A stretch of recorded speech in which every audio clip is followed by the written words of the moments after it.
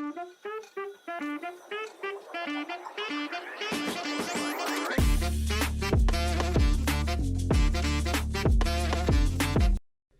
First question अपने सामने आता है कि कंपोज मल्टी प्लेटफॉर्म है क्या। और कंपोज मल्टी प्लेटफॉर्म के साथ में आपने एक और वर्ड सुना होगा, that is Kotlin multi platform. तो सबसे पहले पहले अपन इन्हीं दोनों के बीच में डिफरेंशिएट करते हैं। तो कंपोज मल्टी प्लेटफॉर्म को अपन शॉर्ट में CMP बोलते हैं और कॉटलिन मल्टी प्लेटफॉर्म को शॉर्ट में KMP बोलते हैं। सो आपने बहुत बार इन दोनों वर्ड्स के बीच में थोड़ा बहुत कन्फ्यूजन हुआ होगा। तो देखो, कंपोज मल्टी प्लेटफॉर्म आपको ये कहता है कि आप UI भी डायरेक्ट कंपोज में ही लिख सकते हो विद द बैकएंड। वहीं पे आपको KMP से बोलता है कि आपको जो बैकएंड का जो कोड होता है ना, वो आप कॉटलिन में लिख सकते हो, बट आपको जो UI का कोड लिखना है वो आपको सेपरेट लिखना है। KMP के अंदर अपन जो अपना UI का कोड है वो एंड्रॉइड के लिए कंपोज में लिखते हैं और iOS के लिए स्विफ्ट में लिखते हैं, जबकि CMP अपने को ये सारी चीज़ें एक में प्रोवाइड करा देते हैं। तो ये बेसिक सा डिफरेंस है, ज़्यादा इसमें डीप डाइव अपने को करने की जरूरत है नहीं। तो KMP अगर आपको रन करना है या फिर CMP आपको रन करना है, तो आपको क्या क्या चीज़ चाहिए फटाफट अपन उसके बारे में डिस्कशन कर लेते हैं। तो फर्स्ट ऑफ ऑल आपके सिस्टम के अंदर एंड्रॉइड स्टूडियो इंस्टॉल होना चाहिए, ठीक है। और अगर आप iOS की स्पेसिफिक ऐप रन करना चाहते हो तो वहाँ पे एक और अपने पास नेसेसिटी आ जाती है, विच इज़ कि आपके पास मैकबुक होना चाहिए। आप विंडोज़ के ऊपर सिर्फ एंड्रॉइड की ऐप्स रन कर सकते हो। तो अगर आपको iOS भी करना है तो आपके पास मैकबुक होना चाहिए, बट हाँ, आप कोड पूरा लिख सकते हो, that's not a big deal. तो मैं यहाँ पे मैक के अंदर हूँ, तो मेरे पास यहाँ पे एंड्रॉइड स्टूडियो है एंड्रॉइड की ऐप्स बनाने के लिए, ये सब काम करने के लिए। एंड iOS की ऐप रन करने के लिए एक्सकोड करके सॉफ्टवेयर चाहिए होता है मैक के अंदर, जो कि मेरे पास ये रहा, ठीक है, जो कि मैंने इंस्टॉल कर लिया। अगर आपके पास मैक है तो you will know how to do all this stuff. Android Studio के अंदर आपको एक प्लगइन की जरूरत पड़ेगी, जो कि है कॉटलिन मल्टी प्लेटफॉर्म। इससे काफ़ी ईजी हो जाता है कोड लिखना, ठीक है। इस प्लगइन के बाद में आपको कुछ भी नहीं करना है। प्रीवियसली आज के 6 महीने पहले अपने पास आपको एक KMP विजार्ड नाम से एक प्लेटफॉर्म होता था, वहाँ पे जाओ, आप वहाँ से KMP का प्रोजेक्ट डाउनलोड करो। अब वहाँ पे अपने को कुछ भी ऐसा नहीं करना है, जस्ट आपको यहाँ पे आना है, सिंपल न्यू प्रोजेक्ट के ऊपर हिट करना है, एंड यहाँ पे आपको थोड़ा नीचे स्क्रॉल करके कॉटलिन मल्टी प्लेटफॉर्म इसको सेलेक्ट करके नेक्स्ट करना है। अब आपको यहाँ पे अपने प्रोजेक्ट का नाम देना है, तो मैं यहाँ पे दूंगा माई फर्स्ट CMP प्रोजेक्ट, ठीक है। इसके बाद सिंपल पैकेज नेम क्या होगा अपने एंड्रॉइड के लिए, और सेव लोकेशन क्या होगी एंड्रॉइड के लिए फाइल्स की, वो सेव लोकेशन यहाँ पे आ चुकी है। उसके अलावा मिनिमम SDK क्या होगी, मिनिमम SDK आई होप आप सभी लोगों को पता होगा अगर आप नेटिव एंड्रॉइड से आ रहे हो तो। अगर आपको नहीं पता तो मेरा एक एंड्रॉइड का क्रैश कोर्स भी आप उसको जाके देख सकते हो, इसी चैनल के ऊपर आपको मिल जाएगा। मैं इसको डिस्क्रिप्शन में लिंक भी कर दूंगा, तो वहाँ से आप देख सकते हो। मिनिमम SDK वर्जन का मतलब होता है कि वो कौन सा मिनिमम एंड्रॉइड का वर्जन है जिसके ऊपर आपकी एप्लीकेशन रन होगी। उसके बाद बिल्ड कॉन्फिग की लैंग्वेज होती है, तो अपने यहाँ पे कॉटलिन DSL रखते हैं, and then we will hit on the next के बाद में यहाँ पे as I am running first time, यहाँ पे मैं फर्स्ट टाइम जो है मेरे एंड्रॉइड स्टूडियो को रन कर रहा हूँ लेटेस्ट कॉन्फ़िगरेशन के साथ में, इसलिए कुछ पैकेज डाउनलोड कर रहा है। जब आप फर्स्ट टाइम अपने एंड्रॉइड स्टूडियो को इस तरीके से रन करोगे तो आपके भी ये कुछ ऐसे डाउनलोड कर सकता है, अगर आपके सिस्टम में नहीं है, और है तो ये नहीं भी डाउनलोड करेगा, दैट्स टोटली डिपेंड्स। मेरे इंटरनेट स्पीड यहाँ पे काफ़ी अच्छी है, तो मेरे फटाफट से यहाँ पे डाउनलोड हो जा रहा है। It take time in your case. After this let me click on next. उसके बाद आपको यहाँ पे थोड़ा सा ध्यान देना है। देखो, कॉटलिन मल्टी प्लेटफॉर्म ऊपर लिख के आ रहा है, यहाँ पे कंपोज मल्टी प्लेटफॉर्म लिख के नहीं आ रहा है। क्यों? क्योंकि compose multi platform is an extension version of Kotlin multi platform, ठीक है। तो यहाँ पे आपको क्या करना होता है, किस किस प्लेटफॉर्म के ऊपर से आपको रन करना चाहते हो। मैं एंड्रॉइड के रन करना चाहता हूँ तो मैंने यहाँ पे एंड्रॉइड को टिक कर रखा है। मैं iOS के लिए रन करना चाहता हूँ तो मैंने iOS को टिक कर रखा है। और यहाँ पे UI इंप्लीमेंटेशन के अंदर दो ऑप्शन आता है, डू नॉट शेयर UI और शेयर UI। अगर आप डू नॉट शेयर UI के ऊपर क्लिक करते हो तो आप ये कह रहे हो कि मैं मेरा जो बैकएंड का लॉजिक है वो मैं शेयर करूँगा, वो मैं कॉटलिन में लिखूंगा, और मैं UI का जो लॉजिक है वो iOS के लिए खुद से स्विफ्ट के अंदर लिखूंगा। बट अगर मैं शेयर UI के ऊपर क्लिक कर देता हूँ, विच मीन्स कि मैं UI का लॉजिक भी शेयर करूंगा, जिसका सिंपली मतलब ये होता है कि मैं कंपोज मल्टी प्लेटफॉर्म का यूज़ करूंगा, यानी कि कंपोज का जो कोड है वही मैं iOS के लिए भी UI के लिए लिखूंगा। उसके अलावा एक और चीज़ आपको ध्यान में रखनी है कि कंपोज मल्टी प्लेटफॉर्म सपोर्ट करता है डेस्कटॉप को, वेब एप्स को और सर्वर्स को भी, ठीक है। तो आप यहाँ से टिक कर सकते हो अगर आपको किसी और प्लेटफॉर्म के लिए भी बनाना है, ठीक है।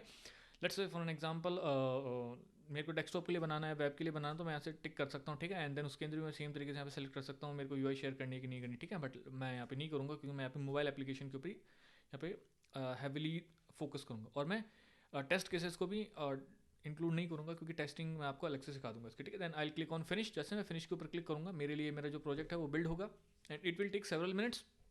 उसके बाद ये जो प्रोजेक्ट है वो मेरा बिल्ड हो जाएगा।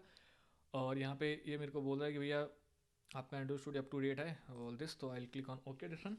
एंड वन मोर थिंग आपको ध्यान रखना है, कंपोज मल्टी प्लेटफॉर्म का प्लगइन आपके सिस्टम में होना चाहिए, otherwise you might face some issues. So that's I am saying आपके पास प्लगइन होना चाहिए, ठीक है। यहाँ पे कुछ ग्रेडल रिलेटेड जो प्रोजेक्ट हैं वो चीज़ें यहाँ पे चल रही है, कुछ डाउनलोड कर रहा है, so let it do it. अगर आप फर्स्ट टाइम KMP का प्रोजेक्ट बना रहे हो तो ये आपके पास यहाँ पे 10 से 15 मिनट ले सकता है, तो आप आराम से घूम फिर के चाय पी के आ सकते हो। इसको अपना काम करने दो, ठीक है। जब ये कंप्लीट होता है तब मैं आपके सामने वापस बैक करता हूँ। ग्रेडल कंप्लीट हो चुका है और बिना कुछ किए मैं यहाँ पे मेरा एंड्रॉइड का एमुलेटर सेलेक्ट करूँगा, इस ऐप को रन पे क्लिक कर दूँगा, ठीक है। अब अगर आप लोग ओबियस चीज़ है, बिल्कुल फ्रेश ही नहीं हो अगर ऐप डेवलपमेंट में, तो आपको पता होगा एमुलेटर क्या होता है, ठीक है। नहीं पता होता आप मेरा एंड्रॉइड का बेसिक वाला कोर्स देख सकते हो, उसके अंदर ये सारी चीज़ें मैंने बताई हुई है, ठीक है। मतलब इस कोर्स की भी रिक्वेस्ट एक तरीके से आप कह सकते हो, फिर रिक्वायरमेंट होगी कि आपको एटलीस्ट पता होना चाहिए कि क्या होता है ऐप डेवलपमेंट, क्या एंड्रॉइड डेवलपमेंट होता है। उसके लिए बेसिकली अपने पास एक क्रैश कोर्स है, यू कैन वॉच दैट, ठीक है। सो यहाँ पे मेरा बिल्ड रन हो रहा है। सो जैसे मेरा बिल्ड रन होगा, मेरी जो एप्लीकेशन है वो एंड्रॉइड के एमुलेटर के ऊपर रन हो जाएगी। सेम मैंने जो प्लगइन इंस्टॉल किया उसकी हेल्प से मेरे पास क्या होता है कि यहाँ पे एक एडिशनल ऑप्शन आ जाता है, दैट इज़ iOS ऐप। इसको मैं सेलेक्ट करके मैं iOS के सिमुलेटर के ऊपर ऐप रन कर सकता हूँ। ध्यान दीजिएगा, एंड्रॉइड के केस में अपन बोलते हैं इमुलेटर, iOS के केस में बोलते हैं सिमुलेटर, ठीक है। सो ये करके जैसे मैं इसके ऊपर रन के बटन के ऊपर हिट करूँगा, सो मेरा जो प्रोजेक्ट है वो iOS के लिए भी बिल्ड होना शुरू हो जाएगा साइड बाय साइड, ठीक है। तो आप देख सकते हो ये मेरा एंड्रॉइड के लिए है ग्रेडल का वर्क, और ये मेरा iOS के लिए है, ठीक है। सो थोड़ा सा वेट करना पड़ेगा जब तक सारी चीज़ें यहाँ पर रन हो रही है। सो ये ग्रेडल के कुछ टास्क हैं जो रन हो रहे हैं। ये मेरा एंड्रॉइड का एमुलेटर है जो कि मेरे एंड्रॉइड स्टूडियो के अंदर ही है, ठीक है। आप इसको बाहर भी निकाल सकते हो, but let's not go into that detail, उससे कोई बहुत ज़्यादा फर्क पड़ता नहीं है कोड के ऊपर, ठीक है। ओके, मेरी एप्लीकेशन इंस्टॉल हो चुकी है एंड्रॉइड के एमुलेटर के ऊपर, ये देख सकते हो मेरी ऐप लॉन्च भी हो गई है। और कुछ ज़्यादा है नहीं इस ऐप के अंदर, क्योंकि मैंने खुद से कुछ भी कोड नहीं लिखा है, एडजस्ट जो है बनी हुई थी एंड्रॉइड की तरफ से, मैंने सिर्फ उसी को यहाँ पे ओपन किया, ठीक है। तो इस ऐप में है क्या, यहाँ पे आते हैं, यहाँ पे आने के बाद जस्ट इसके ऊपर क्लिक मी के ऊपर क्लिक करते हैं, तो मेरे पास ये कंपोज का एक लोगो आ जाता है जिसके ऊपर कंपोज हेलो एंड्रॉइड का वर्जन कौन सा वो आ गया, ठीक है। तो ये कंपोज की खुद की एक वो है ऐप है जो इसने बनी बनाई दी है, ठीक है। इसके बटन के क्लिक ऊपर आ जाता है और चला जाता है, बड़ी सिंपल सी ऐप, ठीक है। इसमें कुछ भी फैंसी टाइप नहीं है। तो ये हो गया एंड्रॉइड के ऊपर। अब iOS के ऊपर अपन देखते हैं, ठीक है। iOS के ऊपर मेरी एप्लीकेशन जो है बिल्ड हो रही है। हो सकता है फर्स्ट टाइम में कुछ थोड़ा सा टाइम ले सकती है iOS के ऊपर बिल्ड होने के लिए, क्योंकि iOS में ऑब्वियसली अपने पास iOS की बिल्ड कॉन्फ़िगर फाइल्स काम में आती है, जिसके लिए मैंने आपको बता दिया आपके पास एक्स कोड होना चाहिए अपने सिस्टम के अंदर, ठीक है। So let's wait for this. So मैं यहाँ पे वीडियो को थोड़ा फास्ट फॉरवर्ड कर दूंगा, सो दैट कि जहाँ पे रिजल्ट आए मैं डायरेक्ट आपको वहाँ पे दिखा सकूँ।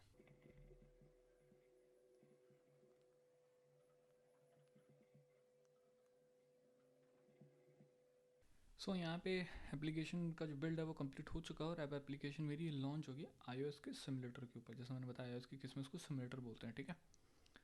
So just I am just waiting. देख सकते हो यहाँ पे क्या क्या टास्क ग्रेडल ने कंप्लीट किए हैं, सारे के सारे आप यहाँ पे टास्क देख सकते हो जो कि ग्रेडल ने कंप्लीट किए हैं, ठीक है। और यहाँ पे 120 टास्क होते हैं iOS के अंदर जनरली, उनमें से 108 जो है इसने कंप्लीट कर दिए हैं, and few are in progress, just waiting for that, ठीक है। और यहाँ पे अब लॉन्च हो रहा है और iOS के लिए वेरीफाई कर रहा है, ठीक है।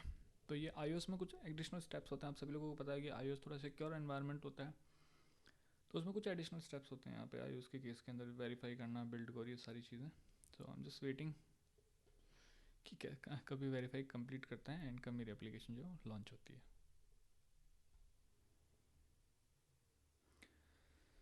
सो यहाँ पे सारी कुछ स्टेप्स iOS के लिए कंप्लीट हो चुकी है, और जो मेरी ऐप है वो मेरे iOS की सिमुलेटर के ऊपर लॉन्च हो रही है। सो मेरा सिमुलेटर का वर्जन है iPhone 16e, ठीक है। ये बूट हो रहा है मेरा यहाँ पे।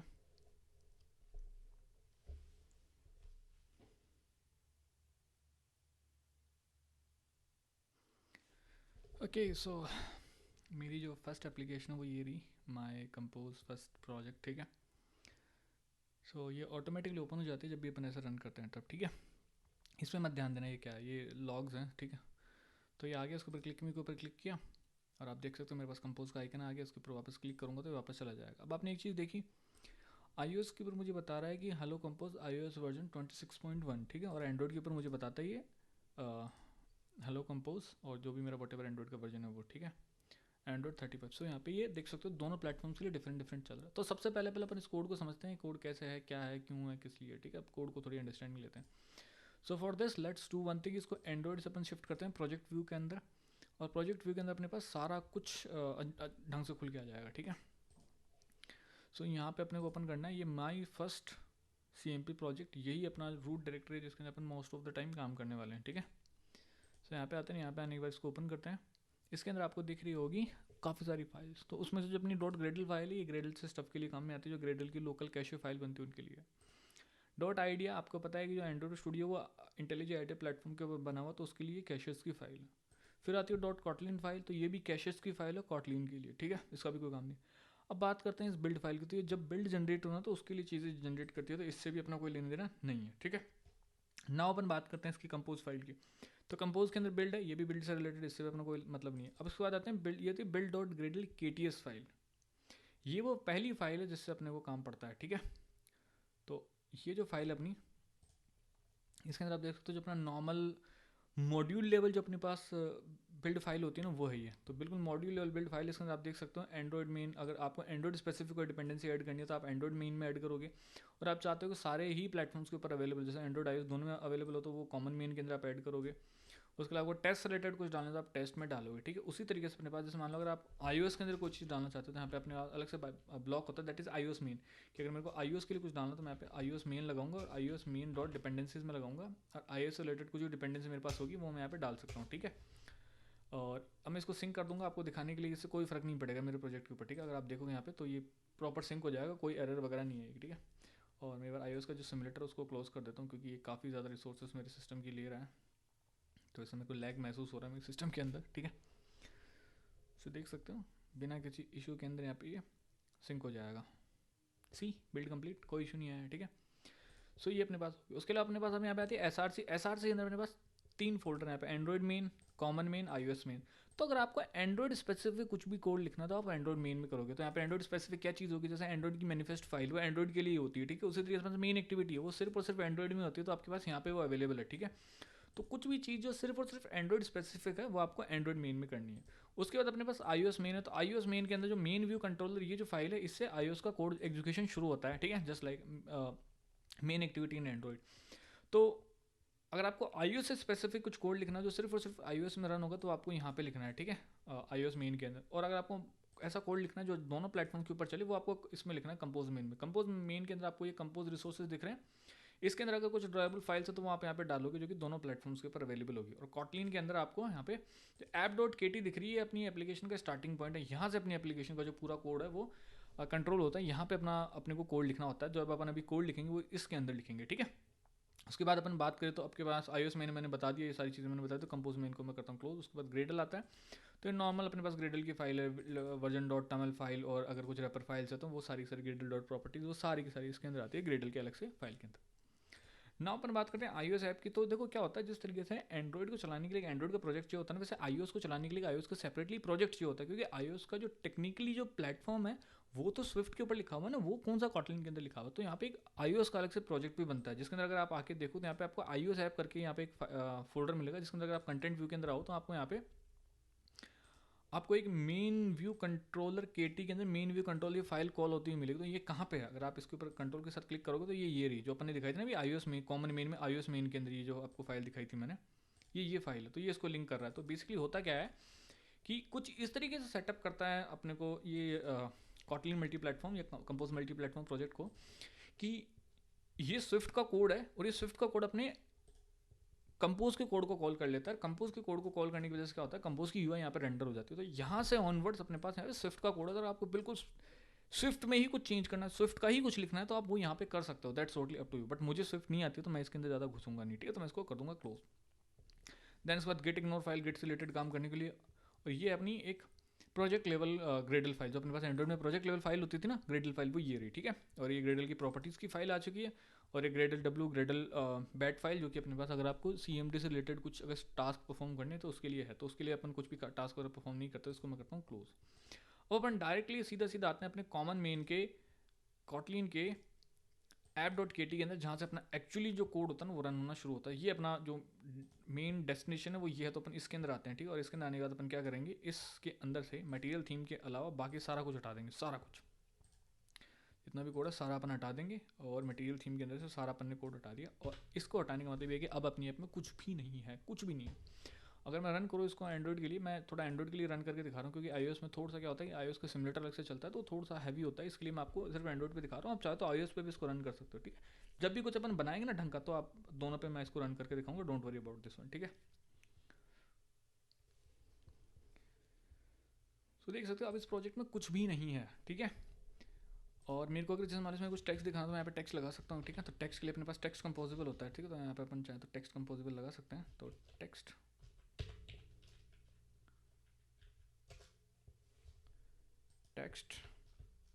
मैं आपको बता दूंगा टेक्स्ट फंक्शन वगैरह आगे क्या होता है, सारे मैं आपको बताऊंगा। You don't need to worry about this one, ठीक है। कि यार यहाँ पे मैंने ये क्या चीज़ है जिसको मैंने स्किप कर दिया, तो मैं आपको सारे बताऊंगा यहाँ पे। हेलो वर्ल्ड,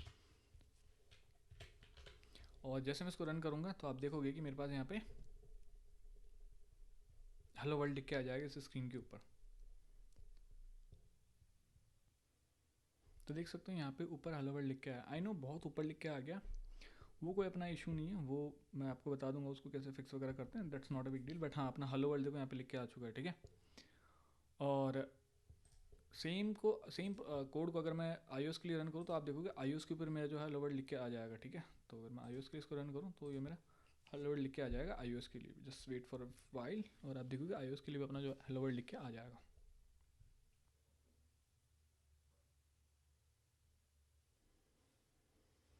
तो यहाँ पे मेरा iOS का जो सिमुलेटर का जो एप्लीकेशन है वो ओपन हो रहा है, और just I have to wait a bit for this one. और इसके अंदर मेरे पास हेलो वर्ल्ड लिख के आ जाएगा।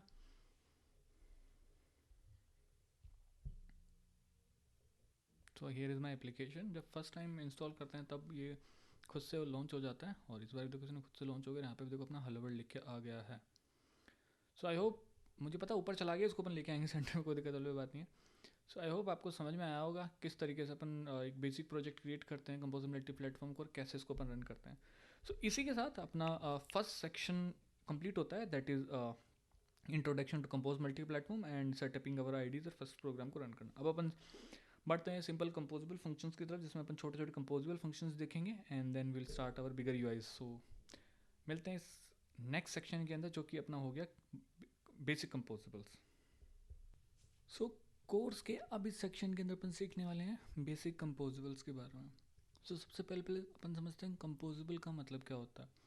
सो जेटपैक कंपोज के अंदर, या फिर आप कह सकते हो कंपोज मल्टी प्लेटफॉर्म के अंदर, कंपोज का मतलब होता है एक कोई भी UI component. For an example, मेरे को जैसे मान लो स्क्रीन के ऊपर कोई टेक्स्ट दिखाना है। टेक्स्ट से मेरा मतलब यहाँ पे कोई अक्षर मतलब जैसे कोई वर्ड दिखाना है, तो वर्ड के लिए मैंने क्या किया, यहाँ पे ये टेक्स्ट कंपोजेबल फंक्शन यूज़ किया हुआ है। मैं आपको डिटेल में बताऊंगा अभी, इसकी आपको टेंशन नहीं लेनी, ठीक है। तो यहाँ मेरी, हाँ, मैं यहाँ से ऑब्वियसली अलग अलग iOS डिवाइसेस भी मैं सेलेक्ट कर सकता हूँ रन करने के लिए वो चीज़ है, ठीक है, iOS के केस में। बट लेट्स सी, मेरे को एक बार एंड्रॉइड में सेलेक्ट करना है, और एंड्रॉइड के लिए मेरे पास 2 इम्यूलेटर है, एक है पिक्सल 9 और एक है XR डिवाइस। तो मैं यहाँ पे मेरे पिक्सल 9 के ऊपर इसको रन करूँगा, और आप देखोगे मेरे पास मेरा जो टेक्स्ट है वो स्क्रीन के ऊपर आ जाएगा, सही है। तो कंपोजेबल का मतलब होता है कोई भी कंपोनेंट जो है आपको स्क्रीन के ऊपर दिखाना है। सिंपल में कहूँ तो यूआई कंपोनेंट्स को अपन कंपोजेबल बोलते हैं। अब अपने पास बहुत सारे कंपोजेबल्स होते हैं, ठीक है। तो कंपोजेबल्स को अपन दो बेसिकली टाइप्स में डिवाइड कर सकते हैं ऊपर ऊपर से। एक है विजिट कंपोजेबल्स या फिर यूआई कंपोजेबल्स, एक है लेआउट कंपोजेबल्स। मतलब क्या होता है, जैसे आपको टेक्स्ट दिखाना है, इमेज दिखानी है, बटन लगाना है, कोई टेक्स्ट फील्ड लगानी है जिसमें यूज़र इनपुट कर सके, सही है। तो ये जितने भी होते हैं ना, ये आपके जो होते हैं जो यूज़र के इंट्रैक्शंस के लिए काम में आते हैं, तो उनको अपन यूआई इवेंट कंपोजेबल बोल सकते हैं। उसके अलावा कुछ आपके पास लेआउट टाइप के कंपोनेंट्स होते हैं, जैसे column layout, row layout, box layout, card layout, जिनको भी अपन देखेंगे। वो बेसिकली काम में आते हैं एलिमेंट्स को स्टैक करने के लिए। फॉर एन एग्जांपल, आपको 2 बटन लगाने हैं ऊपर नीचे, तो वो किस फॉर्मेट में, ऊपर से नीचे फॉर्मेट है, मतलब क्या कि वो एक कॉलम के फॉर्मेट में, कॉलम स्टैकिंग है, तो वो कॉलम कंपोजेबल से करेंगे। अब अपन एक एक को देखना शुरू करते हैं। फॉर एन एग्जांपल, मैंने ये टेक्स्ट कंपोजेबल लगाया, तो इस टेक्स्ट कंपोजेबल के अंदर, तो टेक्स्ट कंपोजेबल लगाने के लिए आपको यहाँ पे टेक्स्ट फंक्शन लिखना पड़ता है, ठीक है। और कंपोजेबल जो होते हैं फंक्शन ही होते हैं, ठीक है, नॉर्मल फंक्शन होते हैं। आगे जाके अपन खुद के कंपोजेबल फंक्शन बनाने पर सीखेंगे। तो टेक्स्ट कंपोजेबल है। इस टेक्स्ट कंपोजेबल के अंदर बहुत सारी चीज़ें आप पास कर सकते हो। एक आपके पास आ रहा है, यहाँ पे आप टेक्स्ट पास कर सकते हो, मॉडिफायर पास कर सकते हो, कलर पास कर सकते हो, ऑटो साइज पास कर सकते हो। वो सारी चीज़ें भी अपन देखने वाले हैं, ठीक है। तो सबसे पहले टेक्स्ट देखना है। तो टेक्स्ट कंपोजेबल में जो टेक्स्ट है वो आपका आता है कि स्क्रीन के ऊपर आपको कोई टेक्स्ट दिखाना होता है। जैसे मालूम है मेरे को मेरा नाम दिखाना है विशाल कुमार, तो मैंने टेक्स्ट लिख दिया। जैसे मैं इसको रन करूँगा तो जो मेरा टेक्स्ट है विशाल कुमार, वो यहाँ पे स्क्रीन के ऊपर आ जाएगा। ये देखो यहाँ पे आ चुका है।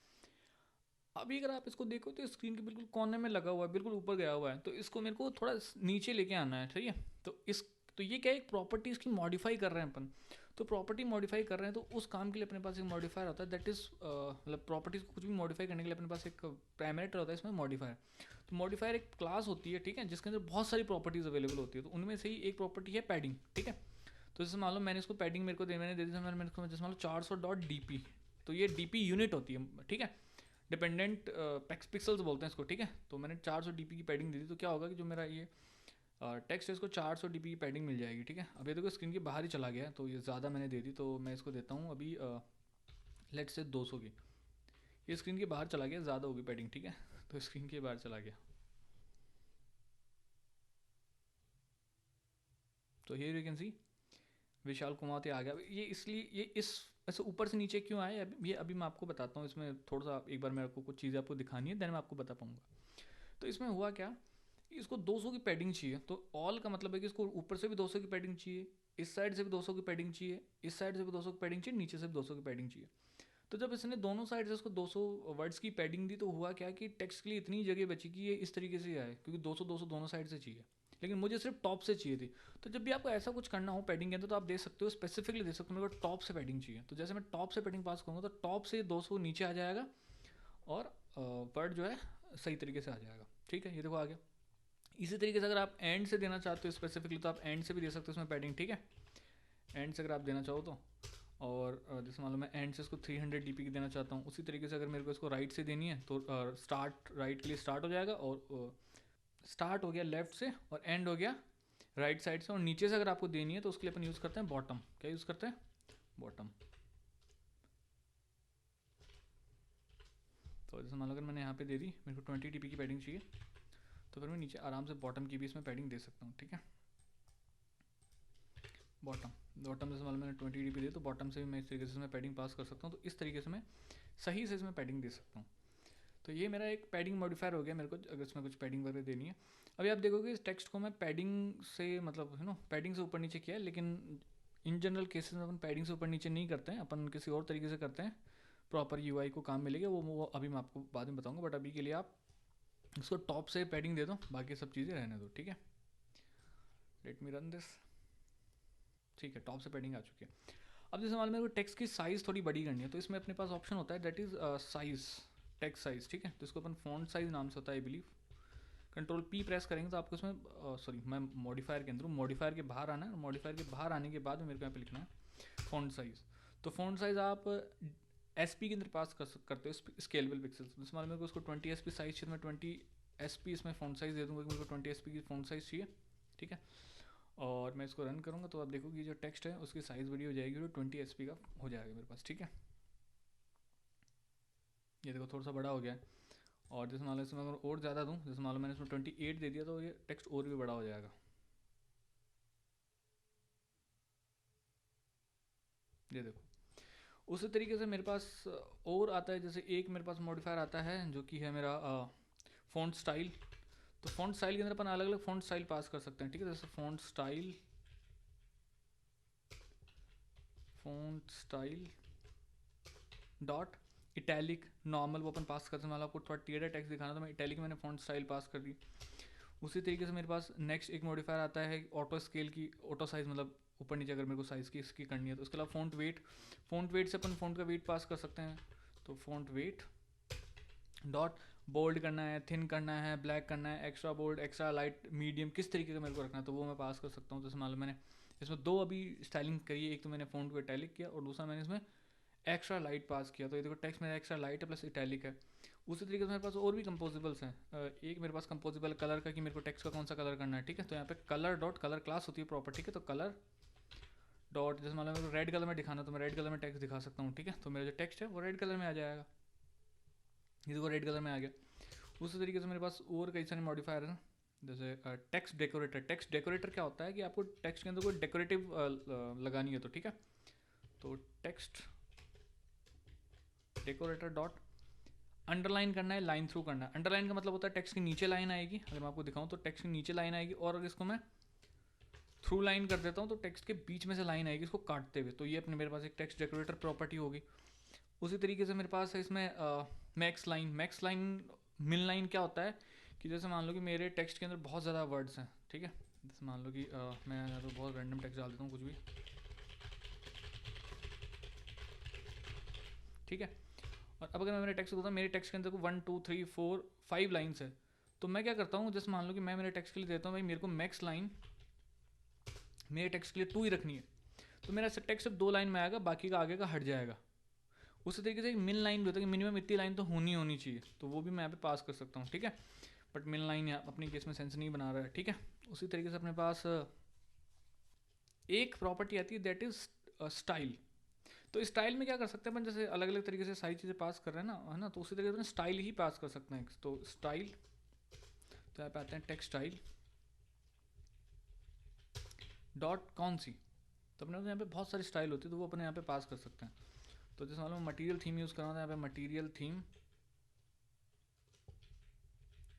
डॉट टाइपोग्राफी डॉट कौन सी, तो मैंने बॉडी लार्ज पास कर दी। तो बॉडी लार्ज क्या होती है, एक प्रॉपर स्टाइल होती है, तो मैं डायरेक्ट एक स्टाइल भी पास कर सकता हूँ। अलग अलग से कंपोनेंट पास करने की जगह मैं डायरेक्ट एक स्टाइल भी पास कर सकता हूँ। तो उस स्टाइल में देखो तो आप देखो बहुत सारी इसमें स्टाइल लग चुकी है, ठीक है। उसी तरीके से मान लो मेरे को उसमें हेडिंग है, तो H1 अपने पास होती है इसमें, ठीक है, एक H1 हेडिंग होती है, हेडिंग लाइन मीडियम, तो भते तरीके अपने पास स्टाइल होती है, तो वो अपने यहाँ पे बहुत सारी स्टाइल पास कर सकते हैं। स्टाइल में क्या होता है, बहुत सारी प्रॉपर्टी एक साथ लग जाती है। कुछ अगर आपको प्रॉपर्टी मॉडिफाई करनी है तो आप इसमें कॉपी फंक्शन लगाओगे, तो कॉपी फंक्शन में आने के बाद आप यहाँ पे बहुत सारी चीज़ें मॉडिफाई कर सकते हो। अगर आपको कुछ एक आध प्रॉपर्टी मॉडिफाई करनी है तो वो आप यहाँ पे कर सकते हो, ठीक है। So this is how we work with text function. अब अपन आगे बढ़ते हैं और अब अपन बात करने वाले हैं कि इमेज फंक्शन क्या होता है, इमेज अपने कंपोजिबल के अंदर अपन कैसे लगा सकते हैं। तो अपन इमेजेस के बारे में जानेंगे, कंपोजिबल मतलब कंपोज मल्टी प्लेटफॉर्म इमेजेस कैसे यूज़ कर सकते हैं। सो जेटपैक कंपोज में इमेज दिखाने के लिए अपने पास मेनली 2 कंपोजिबल है, ठीक है। एक्चुअली 3 है बट मेनली 2 कंपोजिबल है, मैं आपको बता देता हूँ। लेट सपोज अगर आपको कोई बड़ी इमेज दिखानी है, ठीक है, if you full fledged image, so एक डाउनलोड कर लेते हैं अपन कोई सी भी इमेज। फॉर एन एग्जांपल मैं यहाँ से ये वाली इमेज है उसको डाउनलोड कर लेता हूँ। So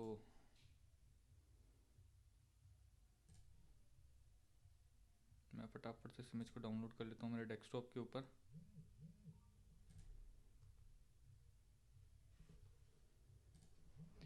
okay, so now I have this image on my desktop and jetpack compose के अंदर, ओ सॉरी, ये इमेज का मेरे को फाइल तो नाम चेंज करना पड़ेगा क्योंकि ये फॉर्मेट इसका गड़बड़ हो जाएगा, ठीक है। तो आई रीनेम दिस एंड मैं इसको कर दूंगा PNG। ओके, सो नाउ मैं इस इमेज को करूँगा कॉपी। और अगर आप जेटपैक कंपोज में हो, मतलब नॉर्मल अगर आप एंड्रॉइड के सेटअप में हो, तब तो आपको ये करना होता है रिसोर्सेज के अंदर।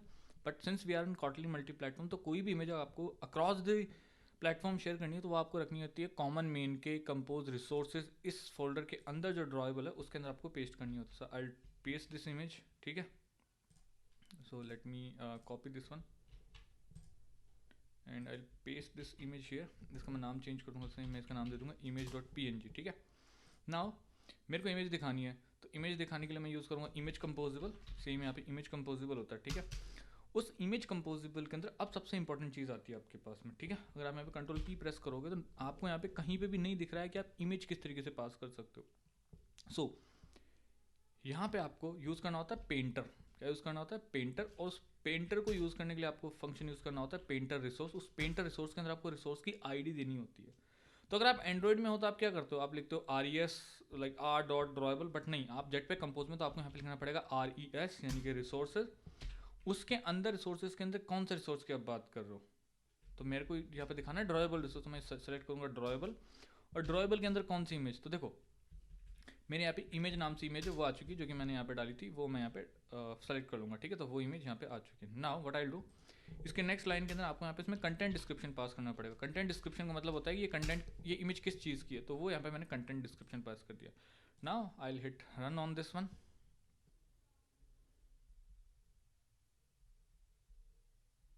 और आप देख सकते हो यहाँ पे मेरी इमेज जो है वो मेरे स्क्रीन के ऊपर विजिबल हो चुकी है, ठीक है। नाउ इस इमेज के अंदर मैं okay I allow this one. So इस इमेज को मैं यहाँ पे अलग अलग साइजेस वगैरह पास कर सकता हूँ। फॉर एग्जांपल मैं यहाँ पे इसमें साइज सेट कर सकता हूँ, ये इमेज का साइज़ कितना होना चाहिए, ठीक है। तो अगर यहाँ पे कंट्रोल प्लस P प्रेस करूँ तो मुझे यहाँ पे बहुत ज़्यादा तो चीज़ें नहीं दिख रही है, but few things I have, ठीक है। सो वो होता है मॉडिफायर। मॉडिफायर से मैं चीज़ें मॉडिफाई कर सकता हूँ, ठीक है। अब जैसे मान लो इसके अंदर मेरे को मॉडिफायर पास करना है साइज़, तो मैं यहाँ पे पास करूँगा साइज़, किस इमेज का साइज़ कितना होना चाहिए। तो साइज़ में जैसे मान लो अगर मैंने इसमें 300 dp पास कर दिया, तो इसके हाइट एंड विड्थ जो फिक्स हो जाएगी, जो कि हो जाएगी मेरी 300 dp, ठीक है।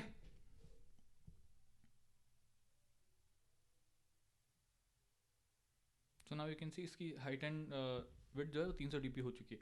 उसी तरीके से लेट सपोज मेरे को इस इमेज को अलग अलग मतलब जैसे साइज़ देनी है, height wise something else and width wise something else, ठीक है। तो मैं वो भी कर सकता हूँ। वो कैसे कर सकता हूँ, जैसे मान लो मैं इसको दे सकता हूँ, मेरे को हाइट अलग से दें तो मैं यहाँ पे यूज़ कर सकता हूँ हाइट, जैसे मान लो मैंने दे दी 300 dp, एंड विड्थ जो है मैं इसको कुछ अलग से दे सकता हूँ। फॉर एग्जाम्पल विड्थ मैं इसको दे सकता हूँ लेट सपोज 20 dp, तो मैंने अलग से भी दे दी, तो ये भी काम करता है यहाँ पे, ठीक है। So I'll run this one and you will see that this image will be in a different size, ठीक है। तो ये देख सकते हो। इसके अलावा अपने पास, उसके अलावा आप इसके अंदर और डिफरेंट डिफरेंट टाइप की इमेजेस भी दिखा सकते हो, ठीक है। आप यहाँ पे दिखा सकते हो, यहाँ पे bitmap images. Bitmap images is something different thing, जो कि इंटरनेट के थ्रू जब लोड करते हैं उस काम में आती है। तो उसके लिए अब अपन बिटमैप इमेज को यूज़ करके एसिंग इमेज को यूज़ करते हैं, that we can see later, ठीक है। तो ये एक कंपोजिबल होता है इमेज दिखाने के लिए। उसके अलावा अपने पास एक और इमेज होता है, दैट इज आइकन। एक अपने पास प्रॉपर आइकन करके ही एक क्लास होती है जिसके अंदर अपन अलग अलग आइकन दिखा सकते हैं, ठीक है। तो उसके अंदर भी सेम अपन इसी तरीके से यूज़ कर सकते हैं। तो इसके अंदर अपन सेम उस तरीके से पेंटर वट जो भी अपना है वो यूज़ कर सकते हैं। बट यहाँ पे इमेज की जगह आएगा ड्रॉएबल डॉट, कौन सी इमेज आप यहाँ पे दिखाना चाहते हो वो। दोनों में डिफरेंस ये है कि आइकन के अंदर आप एक इमेज को एज एन आइकन शो कर रहे होते हो, और इमेजेस के अंदर आप फुल फ्लेजेड इमेज दिखा रहे हो। तो ये बेसिक डिफरेंस होता है, ठीक है। बाकी आप इमेज तो जो चाहो वो यूज़ कर सकते हो, that's not a big deal. But यहाँ पे देखो, जब मैं इस इमेज की रिजोल्यूशन के बाहर चला गया तो ये इसने मेरे को इशू दे दिया। आप देख सकते हैं ब्लैक आ रहा है, तो ये आइकन के साथ इशू होता है। इसलिए अपन इमेजेस दिखाते हैं, आइकन जो यूज़ होते हैं आइकन्स के लिए ही यूज़ होते हैं। तो आप आइकन भी दिखा सकते हो, that's totally up to you, ठीक है। तो यहाँ पे अपन आइकन्स दिखा सकते हैं। तो basically there is a class named as icon. अगर आपको नहीं मिल रही है तो मैं आपको यहाँ पे ये भी बता देता हूँ एक्सटर्नल डिपेंडेंसीज कैसे डाल सकते हो, ठीक है।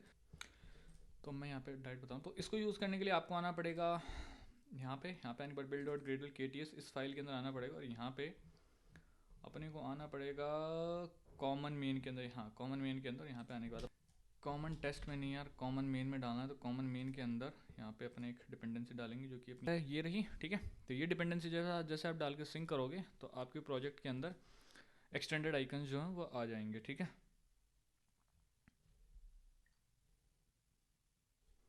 I think there is some version issue, let me fix this.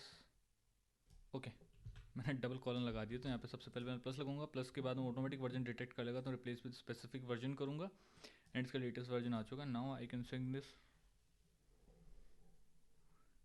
And अब मेरे प्रोजेक्ट के अंदर एक्सटेंडेड आइकन आ चुके हैं, ठीक है। मतलब मल्टीपल एडिशनल आइकन्स भी मेरे प्रोजेक्ट के अंदर आ चुके हैं।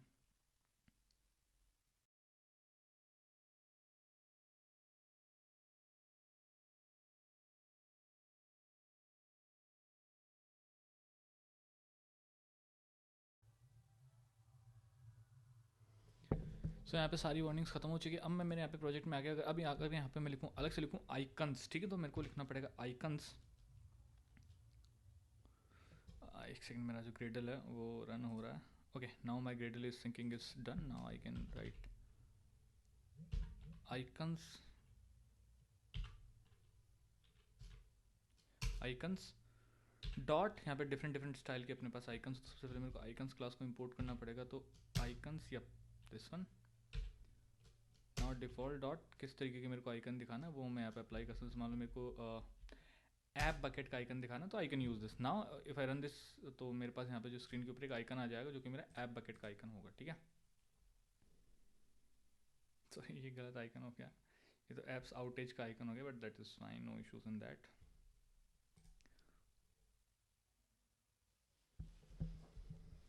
सो मेरी जो ऐप है वो लॉन्च हो रही है मेरे डिवाइस के ऊपर। मेरी ऐप लॉन्च हो चुकी है। और अगर आप यहाँ पे एकदम कोने पे देखोगे तो आपको हल्का सा आइकन दिख रहा होगा। नहीं दिख रहा है, आई नो। तो उसके लिए मैं एक काम करता हूँ, इसको थोड़ा सा नीचे ले लेता हूँ, मॉडिफायर लगा के, modifier dot size 100 dp। Probably they should fix the issue, क्योंकि साइज़ मैंने बढ़ा दिया है इसका आइकन का। तो here you can see this is the icon here, ठीक है। और इसी तरीके से इनको दिखाने के लिए अपने पास इमेज दिखाने के लिए एक और होता है, that is icon button, but let's not go into deep in that, क्योंकि उसको अपन आगे और किसी टॉपिक में कवर कर ही लेंगे डेफिनेटली। अब अपन मूव करते हैं लेआउट्स की तरफ। तो लेट्स सपोज करो कि मेरे को इस इमेज के नीचे एक टेक्स्ट दिखाना था। What I can do, I can right like this text, और टेक्स्ट में मैं कुछ भी लिख सकता हूँ जो भी मेरे मन में आए, ठीक है। लेट्स से मैंने टेक्स्ट लिख दिया, मेरे सृजन, मैंने मेरा यूट्यूब का चैनल का नाम लिख दिया, ठीक है, और मैंने इसको रन किया।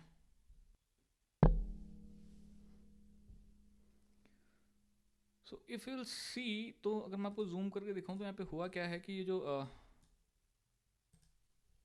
नेम है यहाँ पे देखो ऊपर चला गया यहाँ पे, अगर आपको दिख रहा हो तो आई बिलीव, आई होप आपको दिख रहा हो यहाँ पे, ये यस यू कैन सी यहाँ पे ये आ रहा है, ठीक है। तो यहाँ पे हुआ क्या, हुआ ये कि सबसे पहले इस ऐप के अंदर ये इमेज बनी, उस इमेज के ऊपर फिर क्या लग गया, मेरा टेक्स्ट लग गया, ठीक है।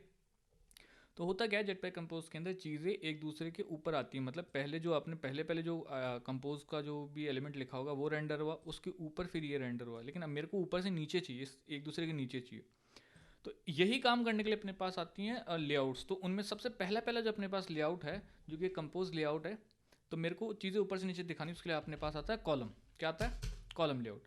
कॉलम क्या करता है, कॉलम आपको ये फैसिलिटेट करता है कि आप चीज़ों को ऊपर से नीचे आप लगा सकते हो। तो सिंप्लिसिटी के लिए मैं यहाँ पे यूज़ करूँगा बटन्स को, ठीक है। तो मैं एक बटन अपने पास जेटपैक कंपोज में कंपोजेबल होता है, आई यूज़ दैट, ठीक है। और बटन के अंदर यहाँ पे एक ऑन क्लिक लैम्डा होता है, आपको एम्प्टी पास करना है। I teach you everything, no worries about this कि क्या है क्यों है, ठीक है। सो मैं यहाँ पे काम करता हूँ, मैं यहाँ पे इस बटन को रेप्लिकेट कर लेता हूँ। ये सारी चीज़ें मैं आपको बताऊंगा, ठीक है। इसमें कोई वो मतलब you don't need to worry about this कि क्या है, मैंने ऐसे ही पास ऑन कर दिया चीज़ों को। I teach you everything, no worries about this. तो मैंने 4 बटन ले लिया। अब अगर मेरी मैं ऐप को रन करूँगा ना, तो आप देखोगे कि मेरे जो चारों बटन है ये ऊपर से नीचे एक दूसरे के नीचे स्टैक हो गए आएंगे, क्योंकि मैंने इनको कॉलम में रैप किया है। सी, अब इन बटन्स के साथ साथ एक और इशू है, और वो इशू देखो क्या है। वो इशू ये है कि ये चारों बटन में कोई टेक्स्ट नहीं है, तो उसके लिए मैं यहाँ पे टेक्स्ट भी दे लेता हूँ ताकि थोड़ा सा मेरे को पता रहे कौन सा बटन क्या है। तो इसके लिए इसके यहाँ पे अपन लिखते हैं कुछ भी जो भी अपने को टेक्स्ट देना होता है वो, ठीक है। हेलो, यहाँ पे लिख देते हैं हेलो बटन 1। यहाँ पे अपन लिख देंगे text hello button 2, text hello button 2, यहाँ पे भी टेक्स्ट हेलो बटन 3, और यहाँ पे भी text hello button 4, control alt L, जिससे कि कोड को फॉर्मेट कर देंगे। और मैं इसको रन करूँगा तो आप देखोगे इन सब के अंदर इनके लेबल्स भी आ जाएंगे। So here you can see these buttons are come. अब मेरे को इनको इस फॉर्मेट में नहीं दिखा कि मेरे को हॉरिजॉन्टली दिखाना, तो हॉरिजॉन्टली दिखाने के लिए कॉलम की जगह अपने पास होता है रॉ। तो मैं इनको रॉ में रैप कर दूंगा तो ये मेरे को रो वाइज स्टैक हो जाएंगे मेरे एलिमेंट्स, ठीक है। सो अगर मैं अब रन करूँ तो ये रो वाइज मेरे एलिमेंट जो वो आ जाएंगे। हियर यू कैन सी। अब इसमें एक और चीज़ आती है, जैसे मान लो मैं आपको इसको सिखाऊंगा या बताना चाहूँगा स्पेशली हेल्प ऑफ कॉलम, क्योंकि उसमें थोड़ा ना ज़्यादा चीज़ें आपको सही से समझ आएंगी। यप। सो अब जैसे मान लो आप ये चाहते हो कि ये बटन कुछ इस तरीके से इस लेआउट के अंदर आए, एकदम सेंटर में आए, तो उसके लिए आपको क्या करना पड़ेगा, कॉलम में आना पड़ेगा। और कॉलम में दो चीज़ होती है, एक होता है आपका हॉरिजॉन्टल अलाइनमेंट और एक होता है वर्टिकल अरेंजमेंट। तो सबसे पहले मैं इसको हॉरिजॉन्टली अगर मेरे को इनको अरेंज करना, तो मेरे पास यहाँ पे होगा हॉरिजॉन्टल अलाइनमेंट। तो मैं पास करूँगा अलाइनमेंट डॉट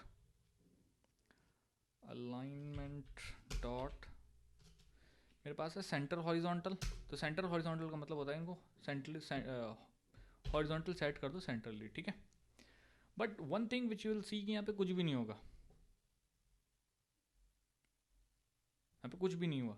अब रीज़न देखते हैं क्यों नहीं हुआ। तो इसके लिए मैं एक काम करता हूँ, सबसे पहले इसमें बैकग्राउंड देता हूँ, ठीक है। तो इसके लिए मैं क्या यूज़ करूँगा, मैं मॉडिफायर को यूज़ करूँगा। तो यहाँ पे मैं यूज़ करूँगा मॉडिफायर बैकग्राउंड, और बैकग्राउंड में मैं यहाँ पे पास कर देता हूँ लेट्स सपोज रेड बैकग्राउंड। तो कलर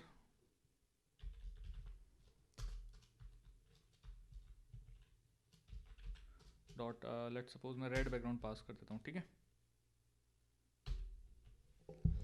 सो ये है ही इतना सा, ये जो मेरा कॉलम कंपोजिबल है ही इतना सा, इसमें सेंट्रल हॉरिजॉन्टल होगा कहाँ पे। तो अगर मेरे को इसको सेंटर हॉरिजॉन्टल करना है तो इसका मतलब सबसे पहले मुझे इसमें करना पड़ेगा, इसको पूरी विड्थ वाइज इसको मेरे को साइज़ देनी पड़ेगी कि यार जितनी भी स्क्रीन में विड्थ अवेलेबल है वो आप ले लो। तो उसके लिए मैंने फिल मैक्स विड्थ यूज़ किया, उसके बाद मैं इसको रीरन करूँगा तो उससे क्या होगा कि मेरा जो मॉडिफायर वो सेंट्रली पूरी हॉरिजॉन्टली पूरी विड्थ ले लेगा, और उस विड्थ में फिर उसके बाद आराम से मेरे कंटेंट्स को जो है वो सेंटर हॉरिजॉन्टल कर सकता है, उसमें कोई इशू वाली बात नहीं है।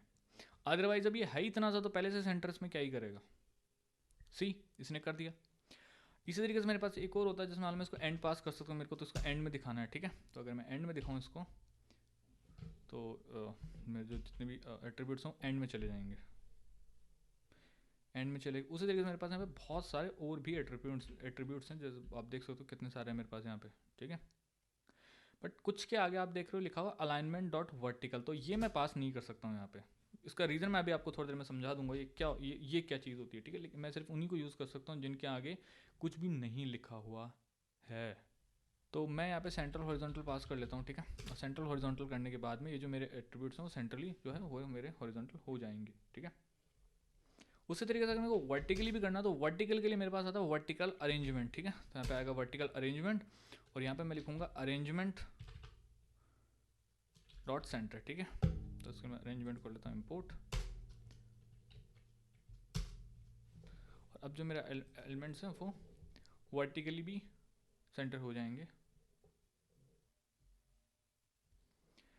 तो यहाँ पे सेम वही इशू है कि मेरा जो है वो अब वर्टिकली नहीं है, तो मेरे को उसको फिल मैक्स साइज़ देनी पड़ेगी कि भैया फिल मैक्स हाइट देनी पड़ेगी, पूरी हाइट कैप्चर कर लो। उसके बाद जो है ये मेरा